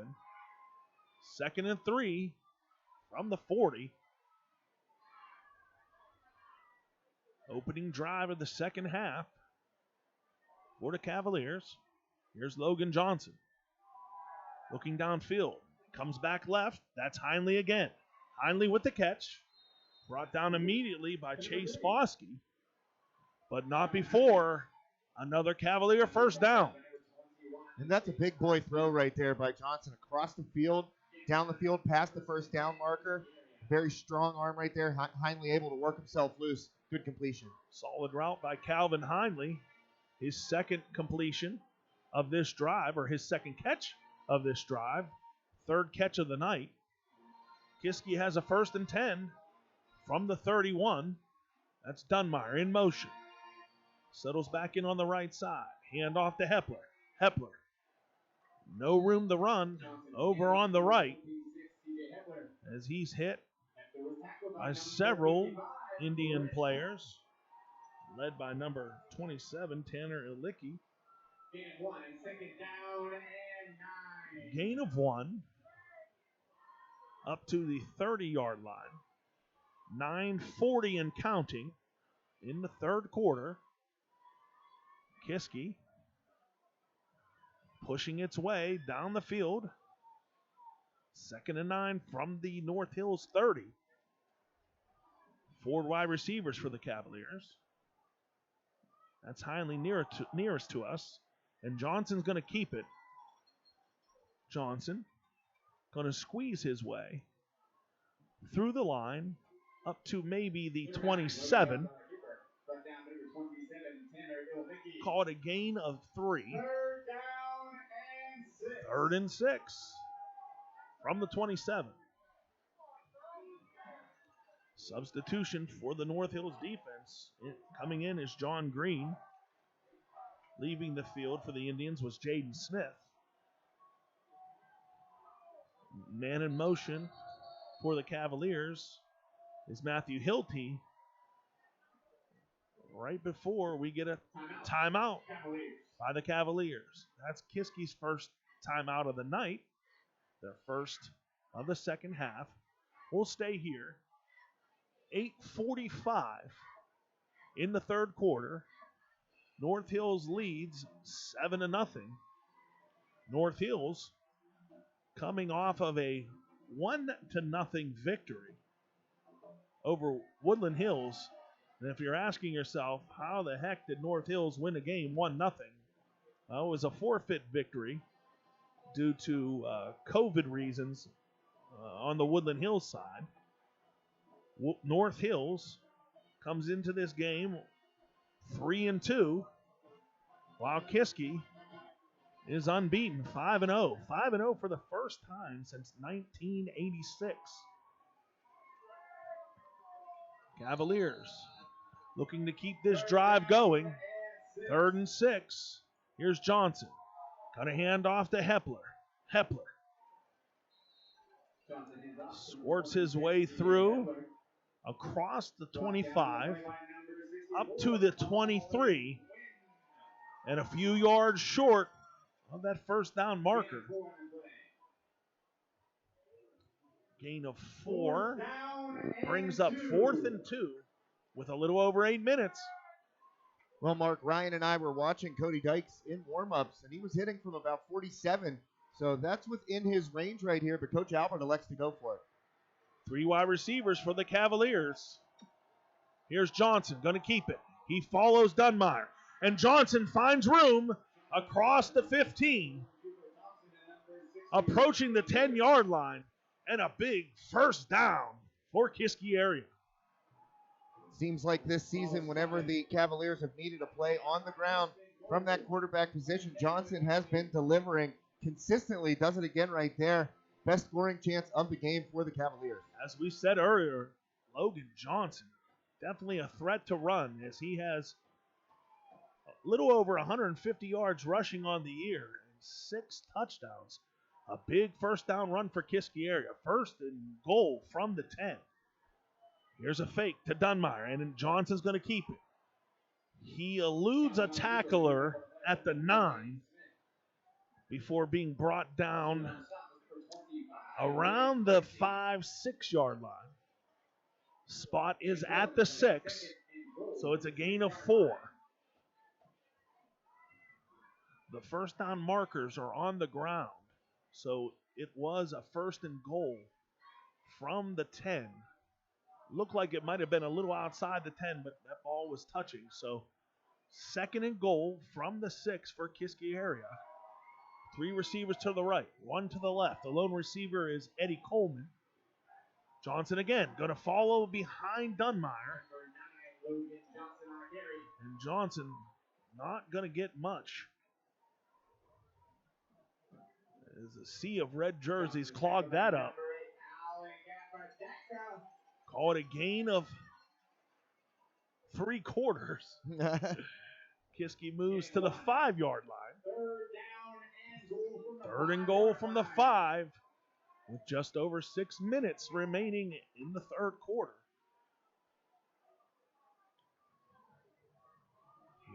Here's that crazy formation by the Cavaliers.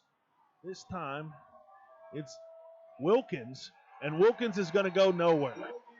Wilkins will not get back to the line of scrimmage. We've seen that formation by Kiski several times tonight. Unless my memory fails me, they haven't had much success with it. No, you're right, Mark. That formation hasn't been the answer. Trying to get Wilkins involved right there. Right. I think they've gone to him a couple of times out of that formation and just really nowhere for him to run. North Hills, great job stacking it up inside. Here's Cody Dykes on to attempt a 23-yard field goal. The kick is up, and it is good. So with 5:19 remaining, the Cavaliers are finally on the board as they now trail 7-3. Good sustained opening drive here in the second half. Just what Kiski needed. Obviously, you want to come away with a touchdown right there, but they'll take points on the board. I agree with you. Again, we talked a few times about glass half full, glass half empty, depending how you want to look at it. Cavaliers had a first and goal there, so you would like to punch it in the end zone, tie the game, but to your credit, or to your point, give Kiski credit as they were able to put some points on the board, take the opening kickoff of the second half, and narrow that deficit to 4 with 5:19 remaining in the third quarter. And we also saw Johnson develop a little bit of chemistry with Heinley on that drive. Let's see if Coach Albert elects to pass a little bit more here going into the end of the third quarter. Great point. That is something that we've seen off and on this year. Johnson to Heinley. Last year, that was the big story for the Kiski area offense, as Calvin Heinley was named, I believe, I know he was an all-conference player. I can't remember if it was a first or second team, but here's an onside kick, a squib over the head of a North Hills player, and out of bounds at the 31, just before Dom Danino can get there. Talking about Cody Dykes and his expertise from the kicking and punting standpoint, we've seen numerous onside kicks by Cody Dykes this year, several different versions of it, and that's something that I know he practices a ton. That one was a line drive, several low bounces, and then one big one over the North Hills player head. and out of bounds before Dom Danino can handle it. So North Hills will take over. 1st and 10 from the 30. And back deep is John Green. Behind him, I believe, is number 8, Alec. Excuse me. That run is Cooper Thompson. And it was number 3 in the backfield, John Green. Couldn't quite see the other number. It looked like an 8. Anyway, loss of 5 on the play. Long second down for North Hills. 2nd and 14 from the 26. Here's Green. Man in motion. That's Foskey. The handoff is the number 16. That's Robert Dickerson. And Dickerson will go back even further. So another loss. This time it was Brock Wilkins on the tackle. Loss of about 5.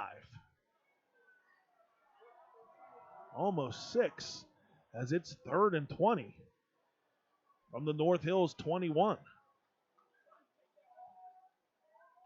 Nowhere to run on those 2 plays for North Hills. And we'll see what the Indians offense has on this 3rd down play. 4 wide receivers, 3 nearest to us. That's Green. He's looking downfield. Nope, he's going to dump it off to Tracy. Tracy, again, nowhere to go. He was able to avoid a couple would-be tacklers right around the 15, 16-yard line. And that's where 2 Kiski defenders are down. It looked like they collided with each other. Yeah, they certainly did, Mark. Tracy made 2 defenders miss. Hard collision there. One of them getting up right now is Carter Diltz. Not sure who the other Cavalier down is right now, but Tracy made a nice move. Obviously, both players missed and ended up hitting each other. The other player was Braden Dunbar, and you were right. Tracy was able to avoid the 2 tacklers, and indeed, that was Diltz and Dunbar who collided with each other. And I could honestly hear the collision up here through my headphones. Fortunately, both players were able to walk off, which brings up a 4th and long for North Hills. 4th and 22 from the 19. Back deep around his own 40 is Don Danino. Here's the kick. Danino going to call for a fair catch. Around the 47, make it the 48-yard line. And that's where the Cavaliers will take over. 1st and 10 with 3:26 remaining in the 3rd quarter. Kiski area next week will be back home to take on Fox Chapel, while North Hills will travel to Penn Hills. This one is still in the balance as Kiski trails by 4. Here's Johnson looking left. Fires to Hilty. Hilty across the 50. Up to the 45-yard line. There's that wide receiver screen that we see week in and week out. And we touched on it. Simple, short gains by the Cavaliers. Manageable downs. And a pickup of 7 on that one. As it's 2nd and 3 for Kiski area. 3 wide receivers right. Hilty, Danino, and Heinley. The lone back is Wilkins. Shoulder to shoulder with Johnson. Wilkins will lead the way for Johnson. And Johnson finds some room off the left side. Across the 40. Up toward the 35-yard line and good enough for Kiski area 1st down. Kiski has some momentum right now, Mark. getting off the field after putting their first points on the game with the opening drive of this half. Now the Cavaliers moving the ball pretty efficiently against the Indians right now. Short and steady, winning the race for the Cavaliers. Their opening drive of the second half led to 3 points, and the Cavaliers are slowly working their way down again. Just over 2 minutes to go in the third quarter. Here's Johnson. Going to take him himself. Again, across the 35. This time Johnson followed behind Dunmire, as Dunmire was able to help the Cavaliers pick up about 4 yards on that carry. 2nd and 6 from the 34. 1:30 and counting on the clock. North Hills leads 7-3. Here's Johnson from the shotgun. Keeps it himself again. Hurdles his own man and works his way up to the 30. Inside the 30, up to the 29-yard line. Just shy of a first down. So that'll be 3rd and 1. Johnson with some nifty footwork to hurdle Braden Dunmire and pick up about 4 yards on that carry. 3rd and 1 from the 29-yard line. Johnson again, keeping it himself. He followed behind Dunmire, and Dunmire he picked up nobody. Braden Dunmire was left to look and hope as Logan Johnson was hit by 2 red jerseys. It's going to be close to that first down marker. We may have a measurement here. Well, of course, the Cavaliers sideline are saying that we got it, just move. Official going to call for that measurement, though. 30 seconds on the clock. 30 seconds left here in the third quarter. As I said, Kiski 5-0, looking to remain unbeaten. As North Hills is looking to improve to 4-2. This is the first conference game for both teams. So a big 1-0 start will go a long way for either side. The measurement goes the Cavaliers' way as Logan Johnson is able to pick up enough for another Kiski area first down. That's huge right here. Kiski has been great in this quarter, offensively and defensively, really winning these 12 minutes against North Hills. 30 seconds left in the third quarter, Mark. Another big first down. Kiski offense just grinding their way down the field, controlling the ball. And this should be the last play of the third quarter as a handoff to Hepler. Hepler is hit as he crosses the line of scrimmage. He eluded the first tackler, but was immediately hit again as he picked up a couple. And that's it. Through 3, North Hills leads 7-3. We'll take a quick break. You're listening to the home of Cavalier football, High Top Sports Network. Gross Embroidery and Sign Shop, clother of High Top Sports Network, and is a family-owned company that can handle all your custom embroidery, custom sign, and laser engraving needs. Located at 409 4th Street in downtown Fort City, Gross Embroidery and Sign Shop can create sports and career apparel to the exact specifications of your organization. Our laser engraving department can put your sign on glasses, tumblers, insulated cups, signs, coffee cups, and more. Call Gross Embroidery and Sign Shop at 724-763-2461 today. Welcome back to the home of the North Hills Indians, Martorelli Stadium. I'm Mark Flem alongside Josh Schreckendoss, and we have another good one here tonight as the Cavaliers, currently trailing 7-3, but driving.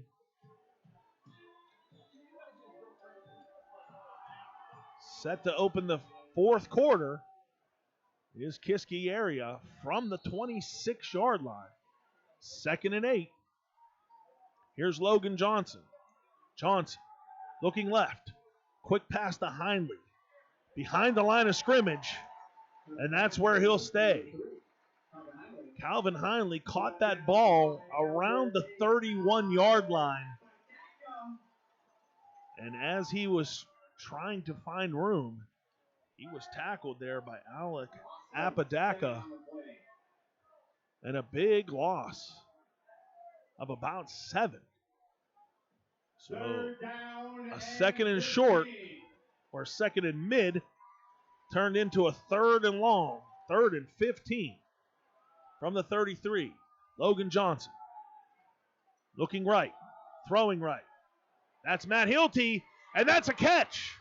Matthew Hilty with the reception inside the 5-yard line down to the North Hills 4 and a Kiski area 1st and goal. Wow, huge play right there by Hildy. Got hit as soon as he caught the ball. Little juggle, but able to control the ball as he was going to the ground. Officials ruled him down at about the 4-yard line, it looks like. Huge play right there for the Cavaliers. They have all the momentum in this game right now, Mark. Matthew Hilty with a huge reception for Kiski area as the Cavaliers have 1st and goal from the 4-yard line. Here's Johnson. Handoff to Hepler. Hepler across the right side, stretches across the goal line, and indeed a Kiski area touchdown. Kiski came out of the locker room at halftime ready to play, Mark. They have done an excellent job moving the ball. We said they weren't a big play offense. Hit a huge play down the sideline here. Johnson to Hildy setting up that touchdown. Absolutely. Logan Johnson and Matthew Hilty making us eat our words a little bit with that big reception. And that set up a C.J. Hepler 4-yard touchdown run as the Cavaliers lead for the first time 9-7 with 11-12 on the clock remaining in the ball game. Injured player for North Hills, Colin Quinn, was able to walk off after that touchdown run. Cody Dykes on to extend the lead. That's Calvin Hindley setting it down, and Dykes putting it through. So Kiski area leads 10-7 with 11-12 remaining in the fourth quarter. Well, I never doubted the fight in the Cavaliers. I only doubted the fact that they could move the ball up and down the field, and they have proven me incorrect and not validated my doubts, let's say, because they have done a great job in the third quarter here. The first play, or the first couple of plays of the fourth quarter, able to punch it in and take the lead in this one when they were down 7-0 going to the halftime. I thought, man, oh man, they're going to have to figure out a way to move the ball, and they have figured out a way to move the ball. Absolutely. Two drives for the Cavaliers, both putting up points. The first was a 23-yard field goal by Cody Dykes. The second, a 4-yard touchdown run by C.J. Hepler. And that's where we're at. 10-7, Kiski area leads. Thanks on the kickoff. Back in North Hills. Number 21, Chase Lasky. Number 25. Dykes set the kick for Kiski. Back deep for the Indians is Foskey and Dickerson. Another line drive on the ground. Bounced off an Indians player, Sam Coldren. Coldren was able to fall on it at the 27-yard line. And that's where North Hills will take over. 1st and 10, trailing by 3.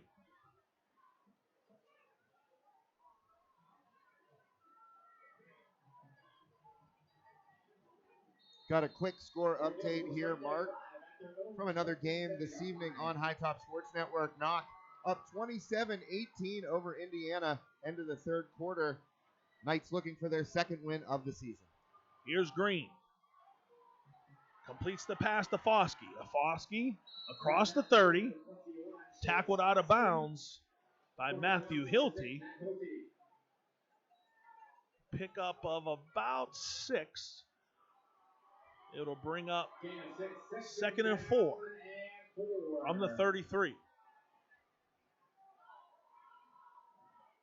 Kiski area with a narrow 3-point lead.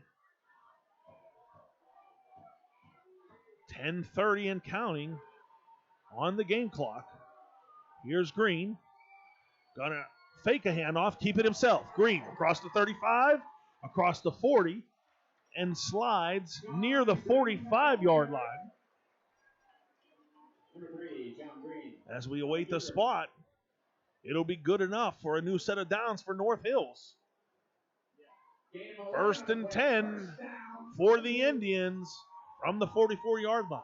Well, if this were the NFL, Green would have gotten 3 more yards on that slide. He went. That was like a baseball slide. But Talk down. about that slick turf early on. You saw it right there.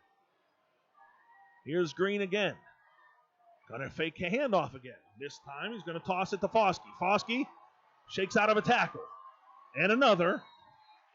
Up to the 40-yard line. Chase Foskey with a big catch and run. And North Hills has another first down. Timeout on the play. Kiski area calls their first timeout. We'll stay here. 9:48 remaining in the fourth quarter. Kiski leads 10-7. The game is certainly in doubt, and so is our player and play of the game. Going to be an interesting vote as we have to come up with the Chip Stove Shop play of the game. And, of course, the Ramsey's Place player of the game. I know everybody's on their tiptoes or on pins and needles waiting for the player of the game. Going to receive that free haircut from Ramsey's Place. We'll see what happens with 9:48 remaining. Here's Green. Handoff to Tracy. Tracy bangs his way inside the 40. Up to the 38-yard line. Pickup of almost 3. 2nd and a long 7 or a short 8. First down marker is the 30-yard line. 9:14 and counting. Here's Green. Fakes the quick throw. Rolling right. Finds a man. That's Thompson.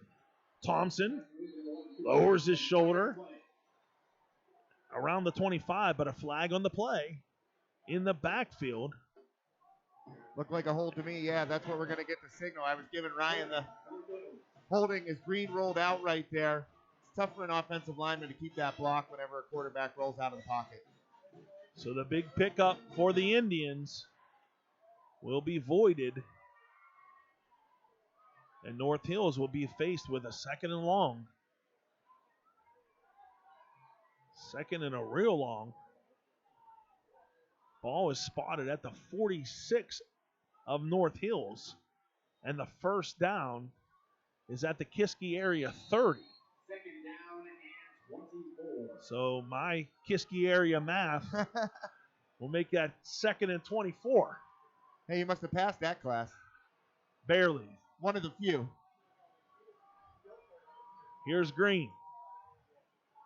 Looking. Firing. Pass is complete. That's Thompson. Cooper Thompson with the reception at the 42-yard line of the Cavaliers. Make it the 43. gain of 11. So if it was 2nd and 24, and they gained 11, my Kiski math would tell me it's 3rd and 13. Man, you are on fire right now. Got to give a shout out to Mr. Argros. He's the only math teacher that I remember. And, of course, Mr. Barkley, going back to middle school, he always allowed me to leave homeroom and clean the chalkboard. So 2 of my all-time favorites. They did something right. Here's John Green. John Green with what I thought was a completion, but the ball hit the ground. Oh, man. Dangerously close to an interception right there. Dunmeyer got in on the play, got a hand in there. I didn't see it hit the ground, but once it was ruled incomplete, he didn't give much argument. So, to your point, I thought it was a completion as the ball was intended for North Hills' Logan Johnson. When he hit the ground, I thought it was, in his stomach. I thought he had corralled it. I didn't see it hit the ground either. Regardless, North Hills will have to punt. Here's a high wobbly punt down the left sideline. Takes a bounce. And the ball will settle about the 25-yard line. So 1st and 10 for Kiski area with 7:56 on the game clock. Your Cavaliers lead by 3. I was going to say, Mark, this is the time that this Kiski offense is built for. If you can sustain momentum, get 3 first downs right here, you could really put a dent into that clock just a little under 8 minutes left. Kiski area has certainly controlled the action so far in this second half. As Logan Johnson hands off to Hepler. Hepler is hit as he approaches the line of scrimmage. I believe the first man in on the play for North Hills was Sam Coldren. In on the play was also number 60, Riley Davis.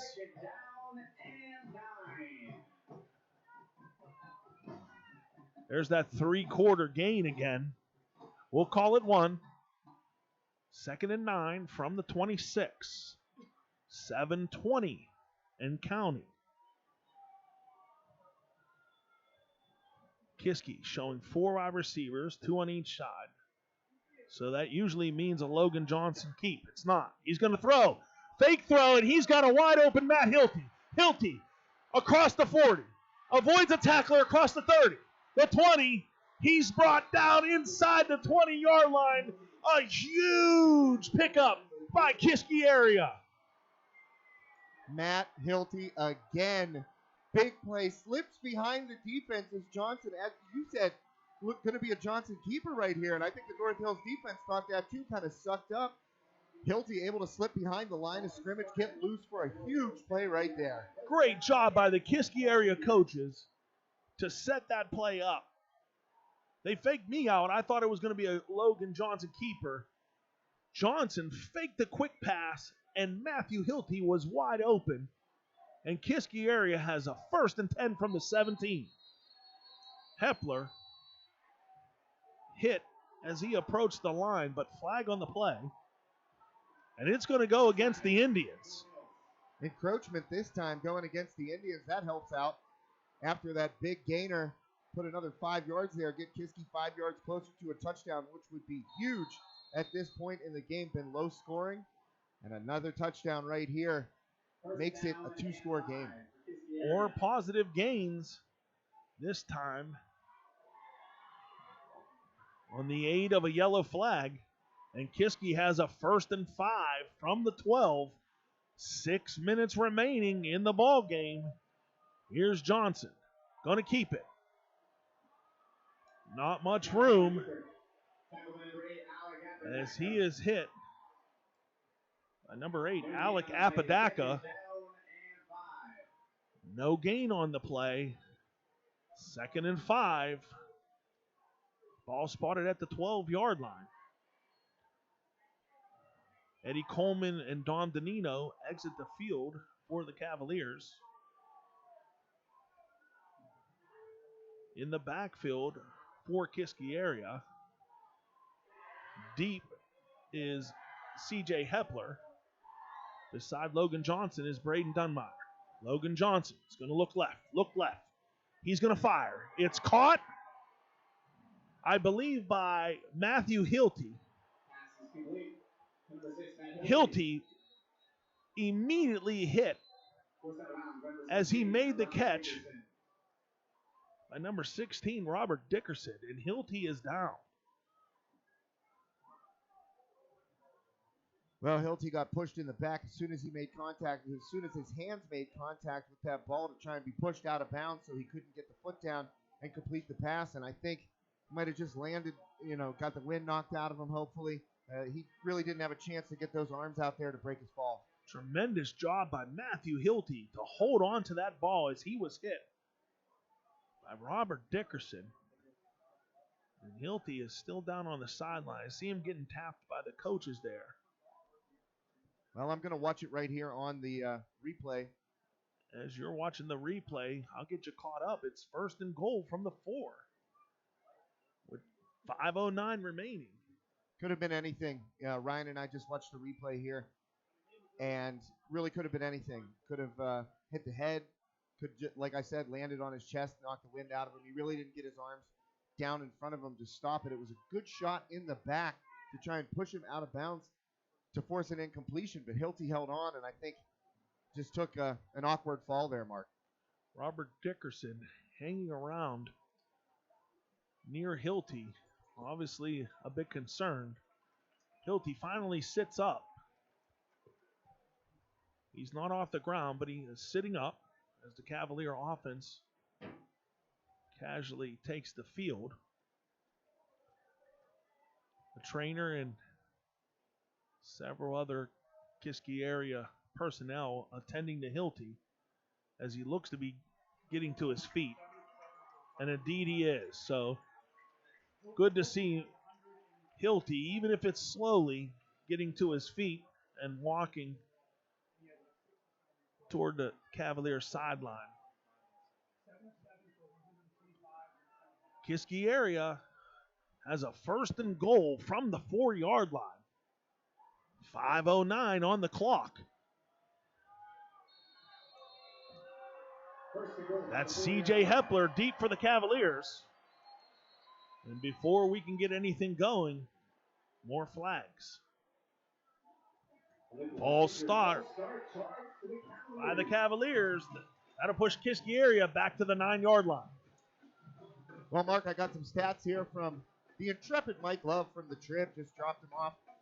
Logan Johnson, 7 for 7, 125 yards in the second half. Hilty, over 100 yards receiving. So this has been a huge half for those two. You got to hope that Hilty is healthy and he's going to be able to play the rest of this game because he and Johnson have really developed a chemistry. Absolutely. Split wide for the Cavaliers. On the far side, that's Don Danino. Near side is Heinley. Handoff is to Hepler. Hepler, again, no room to run. Hepler was hit as he crossed the 10, maybe got back to the 9-yard line. And that's where the spot is, so no gain on the play. 2nd and goal from the 9.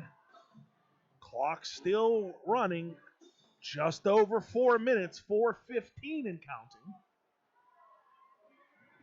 Again, 2 receivers for the Cavaliers, 2 in the backfield. Again, it's Hepler.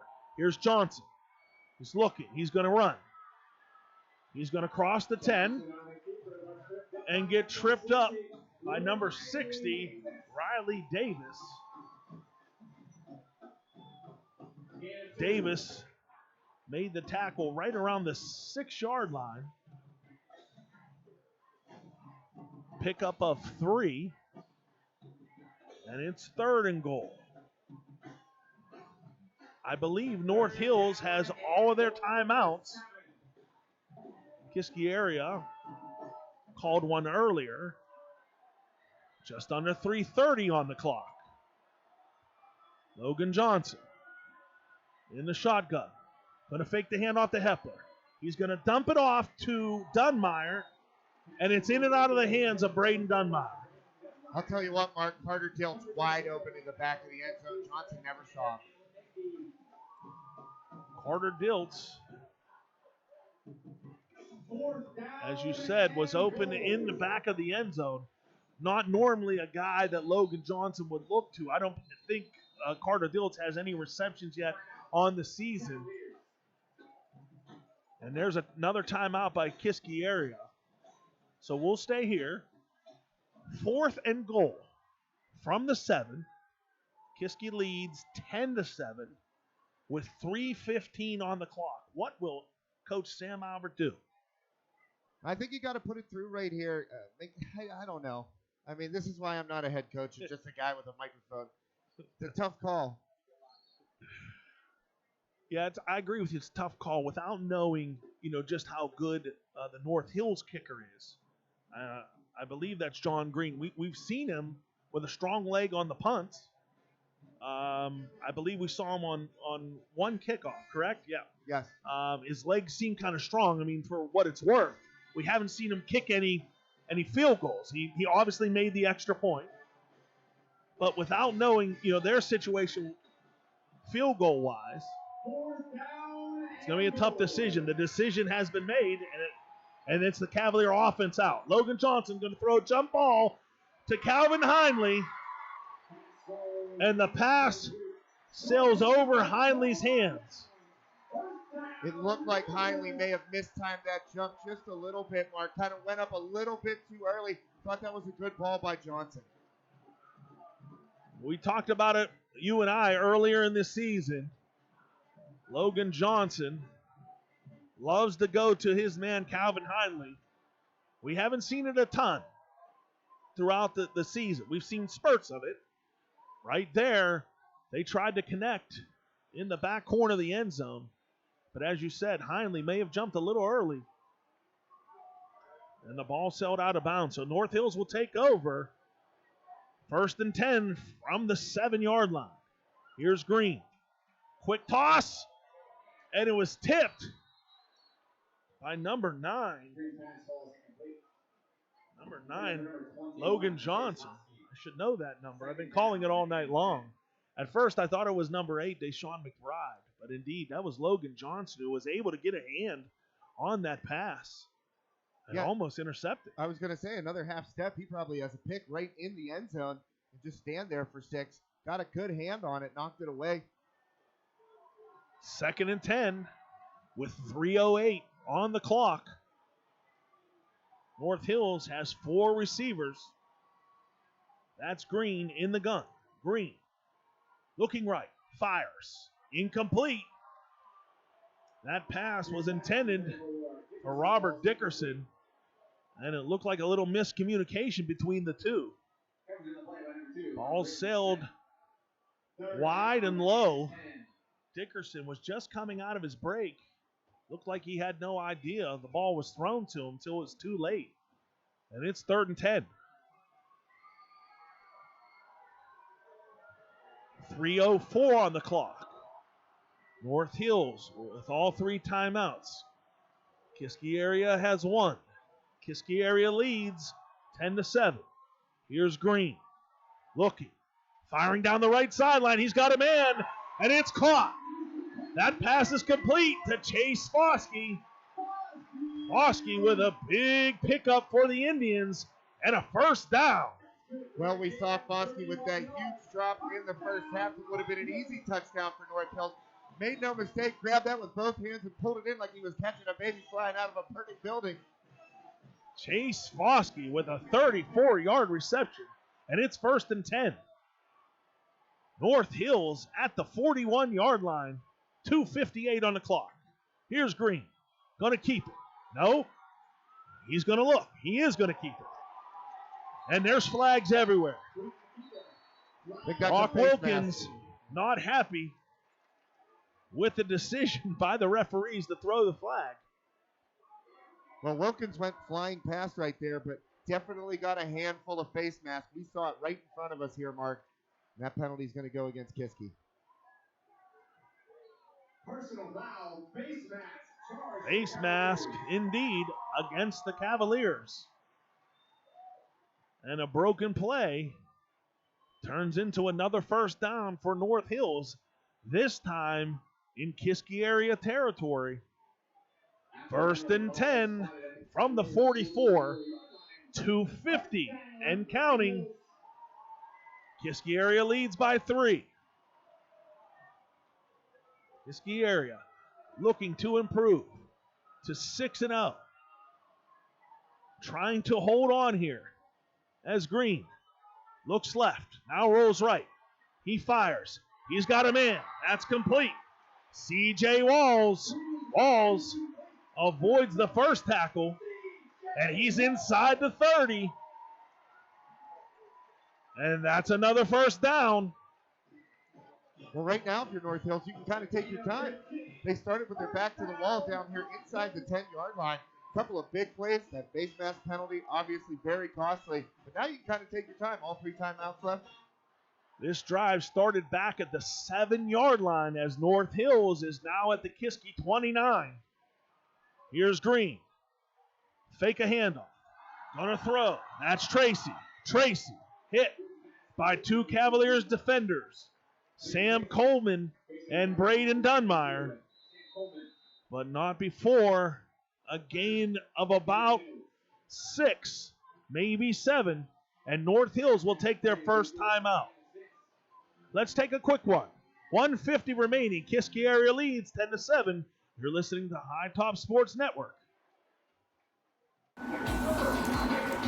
Just finishing up a 100% outside renovation project at Katanning Store. Don't miss out. Come and see us. Check out our Pennsylvania skill game room. We have the newest machines, the newest games. We have 5 machines. We're about to add a 6th machine. $10,000 jackpots on all 6 machines. Don't miss out on a chance to win. We have the lowest possible prices and the best quality of anybody in the area. We'll take it up against anybody in the area. We put our stamp of approval, #SableMeat, on every single package, and we're here to serve you every single day.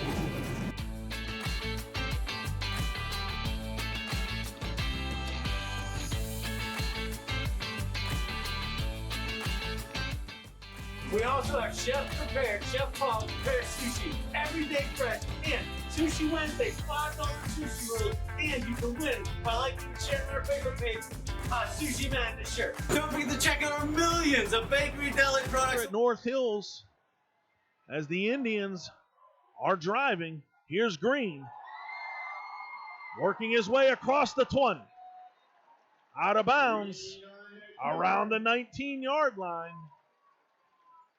Going to be close to that first down marker. We'll see where the spot is. The signal is for a first down. The sticks are moving. 1st and 10 for the Indians. Well, right now you're looking at a 36-yard field goal, and that would tie the game. I mean, still plenty of time for North Hills, 1:44 left. But inside field goal range, I would think.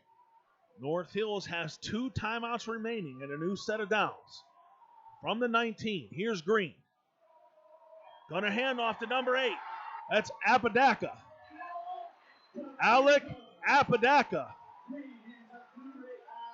Across the 10, up to the 6, and another North Hills first down. That's good for a gain of 13. 1st and goal from the 6. 1:24 and counting. North Hills trailing by 3. Here's Green. Green going to hand off to Tracy. Tracy through the left side, up to the goal line, waiting for a signal, and the ball is spotted just shy of the goal line. Now we have under a minute to play. Kiski area has 1 timeout. North Hills has 2. It's 2nd and goal inside the 1-yard line. 45 seconds on the clock. Here's Green. Going to keep it himself.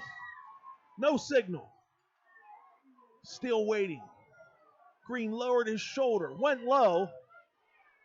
Officials not signaling, and now it is a touchdown. North Hills takes the lead with 32 seconds remaining. Well, as you said off camera there, Mark, Kiski looked dead in the first half. North Hills looked dead pretty much this entire second half. And when they needed to, the Indians have responded with a huge touchdown drive, getting in on the sneak by Green to take the lead here. 32 seconds left. Here's Damon McHale to kick the extra point. And that extra point is good. So with 32 seconds to go, North Hills regains the lead, 14-10. What a ball game we have here. And what a play. It was second and goal inside the 1-yard line. And Green kept it himself, went low. It was tough to see, so I'm not going to make a ruling either way if he was in or not. And the referees on the spot thought the same thing, as it took what appeared to be, or what felt like a lifetime, for a signal. Finally, as they were spotting the ball, the referee in the center of the pile signaled a touchdown. And that's where we're at, with 32 seconds on the clock. Well, Logan Johnson is going to have to dip into his bag of tricks here if he's going to try and find some heroics in the last half minute to give Kiski a win, because a field goal does nothing for you here. So you got to find a way if you're Logan Johnson. It's going to be a next to impossible task here, but he has been excellent in the second half. Let's see if he's got some magic, Mark. Here's the kick by North Hills. A squib on the ground. Corralled by number 26, C.J. Hepper. He's going to reverse field. He's across the 40, across the 45, and down just shy of midfield with 25 seconds to go. Why would you slip kick right there? I have no idea. Why wouldn't you just kick it deep? I have to agree with you a little bit. Kiski area certainly hasn't shown anything to be fearful of on the kick return.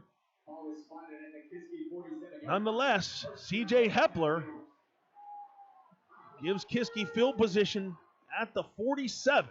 1st and 10 with 25 seconds. The Cavaliers have one timeout. And before we can run the play, North Hills will take their second timeout. So let's settle in. Let's calm down. Let's reset. It's 1st and 10 from the 47-yard line. Kiski area trails 14-10 with 25 seconds left. Kiski area has one timeout. North Hills has one timeout. You know, Mark, they're set up on the far hash, furthest from us. And right now I'd run like a 15-yard curl right at the sideline. That worked before with Hindley. Johnson trying to look for Hindley right there. Get it manageable so you can take a couple shots at the end zone here in the final seconds. We've seen Logan Johnson connect with Calvin Hindley and Matthew Hilty several times in this second half. I believe you said Logan Johnson was a perfect 7 for 7. So we'll see what he has now. Here's Johnson. Looking. Fires over the middle. That's caught by Danino. Danino catches the ball at the 41 and smartly runs out of bounds around the 37-yard line. 20 seconds on the clock. They set up trips right. One right wide receiver to the left. Everybody pushes down the field, coming across the middle. They hit that route quickly out of bounds. Was Danino. A new set of downs for Kiski area and only 5 seconds off the clock. 1st and 10 from the 38, 20 seconds to go. Kiski area has one timeout. Here's Johnson. Looking, rolling, firing. Jump ball out of bounds. Caught by North Hills, but clearly out of bounds. But that play took 7 seconds. And Kiski area has 13 remaining.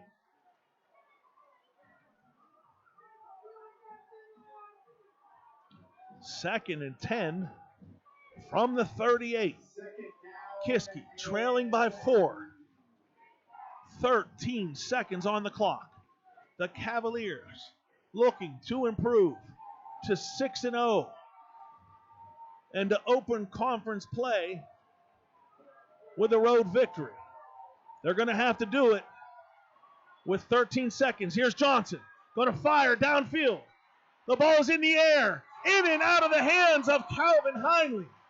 Calvin Heinley had hands on the ball, and there's 4 seconds left on the clock. Well, Kiski will get another chance. Number 1 on the play for the Indians was Cooper Thompson. I believe that was who broke it up.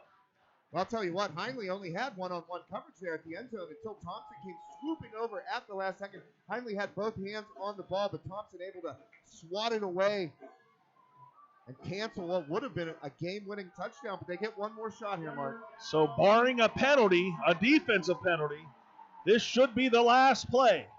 4 seconds on the clock, and before we can run it, North Hills will take their final timeout. If you would have asked the Cavalier coaches, you're down by 4, 38 yards away, and we're going to throw a jump ball to Calvin Heinley, will you take that? I think most, if not all, would say yes. As you said, it looked like solo coverage. Maybe a second defender came in late, but Calvin Heinley got 2 hands on that ball. Unfortunately, he was unable to come up with it. You got to give credit to Thompson. Just an excellent play. Swooping over when he saw where the ball was going and swatted that ball right out of Heinley's hands. 3rd and 10 from the 38, but more importantly, only 4 seconds on the clock. Cavaliers, 3 wide receivers. That's Isaiah Gonzalez, Heinley, and Danino. Far side is Hilty. Here's Johnson. The far side is Holden. Johnson's going to go to the right again. Another jump on Heinley. Who has it? The signal is interception. The interception was made by number 16, Robert Dickerson, and that's the ball game. Unbelievable. Heinley had both hands on that ball again, it looked like, and wrestled away from him for the game-ending interception. Unbelievable victory by North Hill. Spoils Kiski area's undefeated season. It appeared that Calvin Heinley came up with the ball.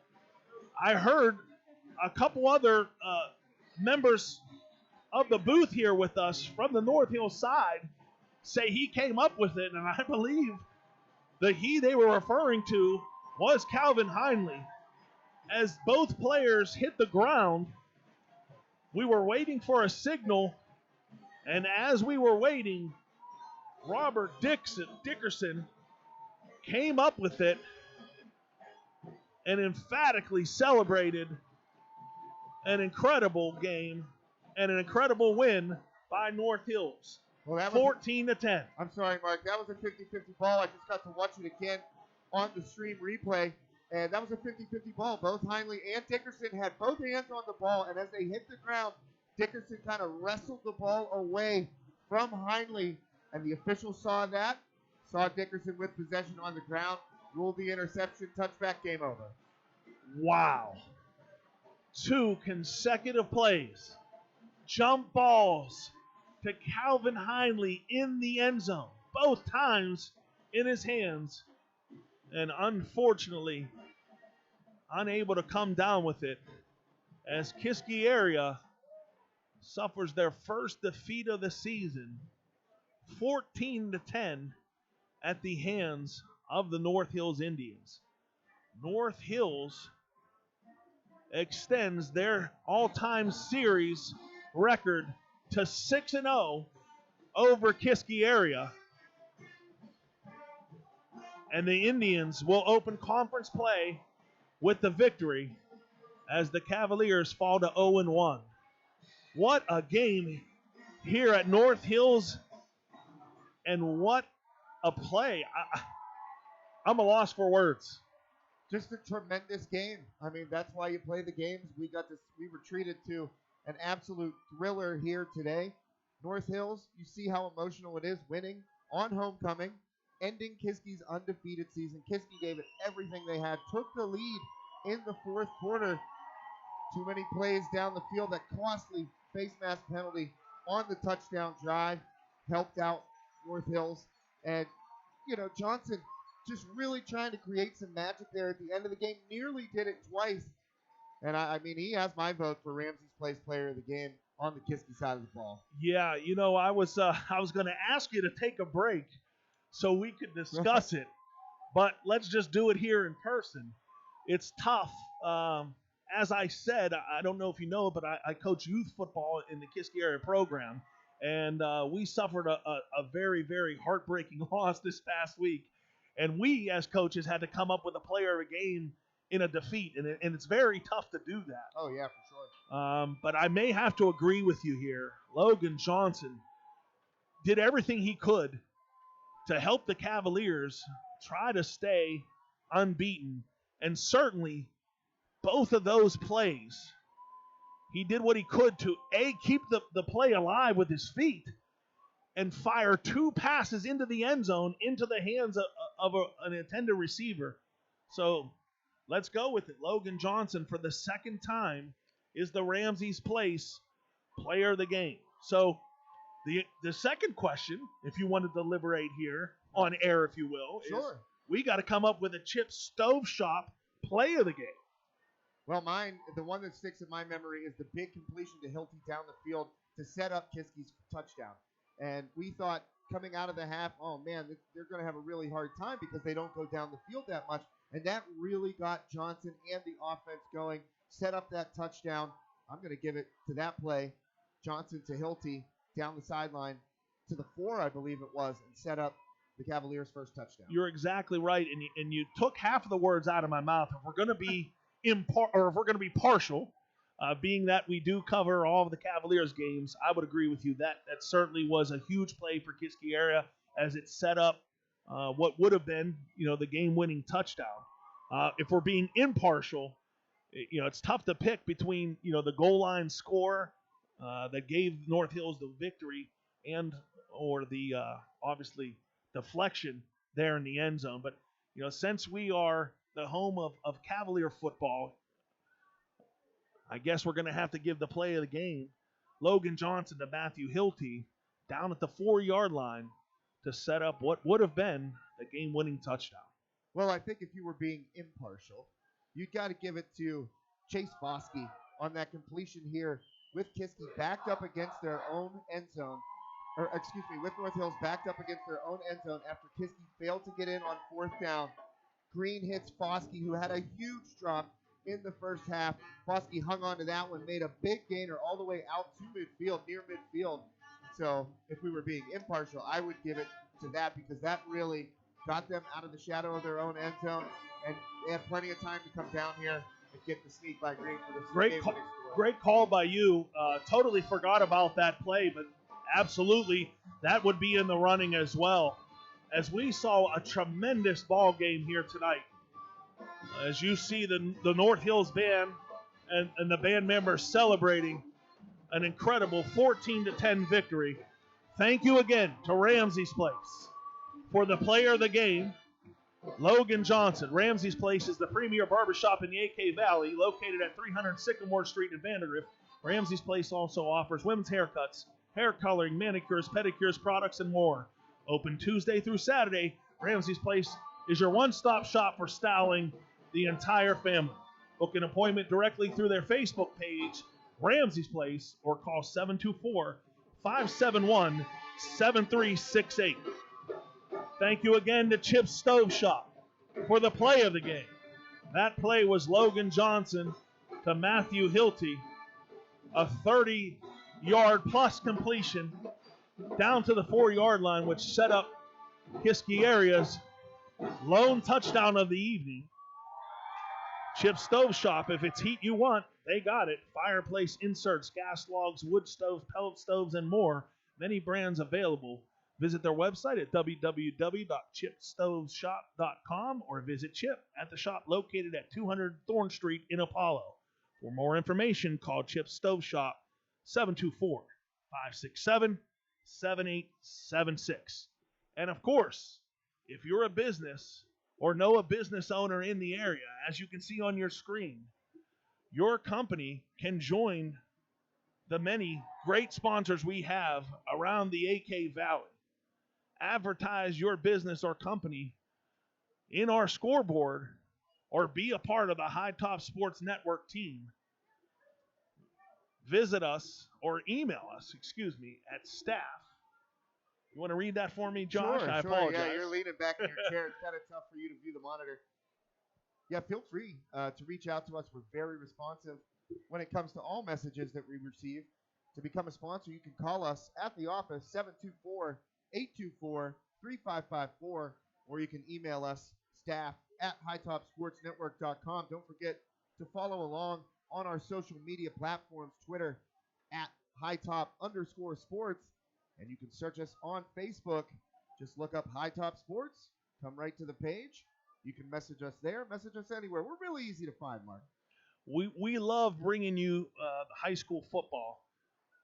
Certainly here for Kiski area and around the area as well for Armstrong, Knock, and Freeport.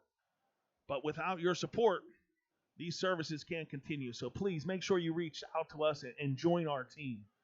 Josh, any closing remarks? Well, just to piggyback off what you were saying right there about possible sponsorship, look, we've been contacted by teams to do one-off games. So, we can find a way to work together. That's the High Top mantra, really.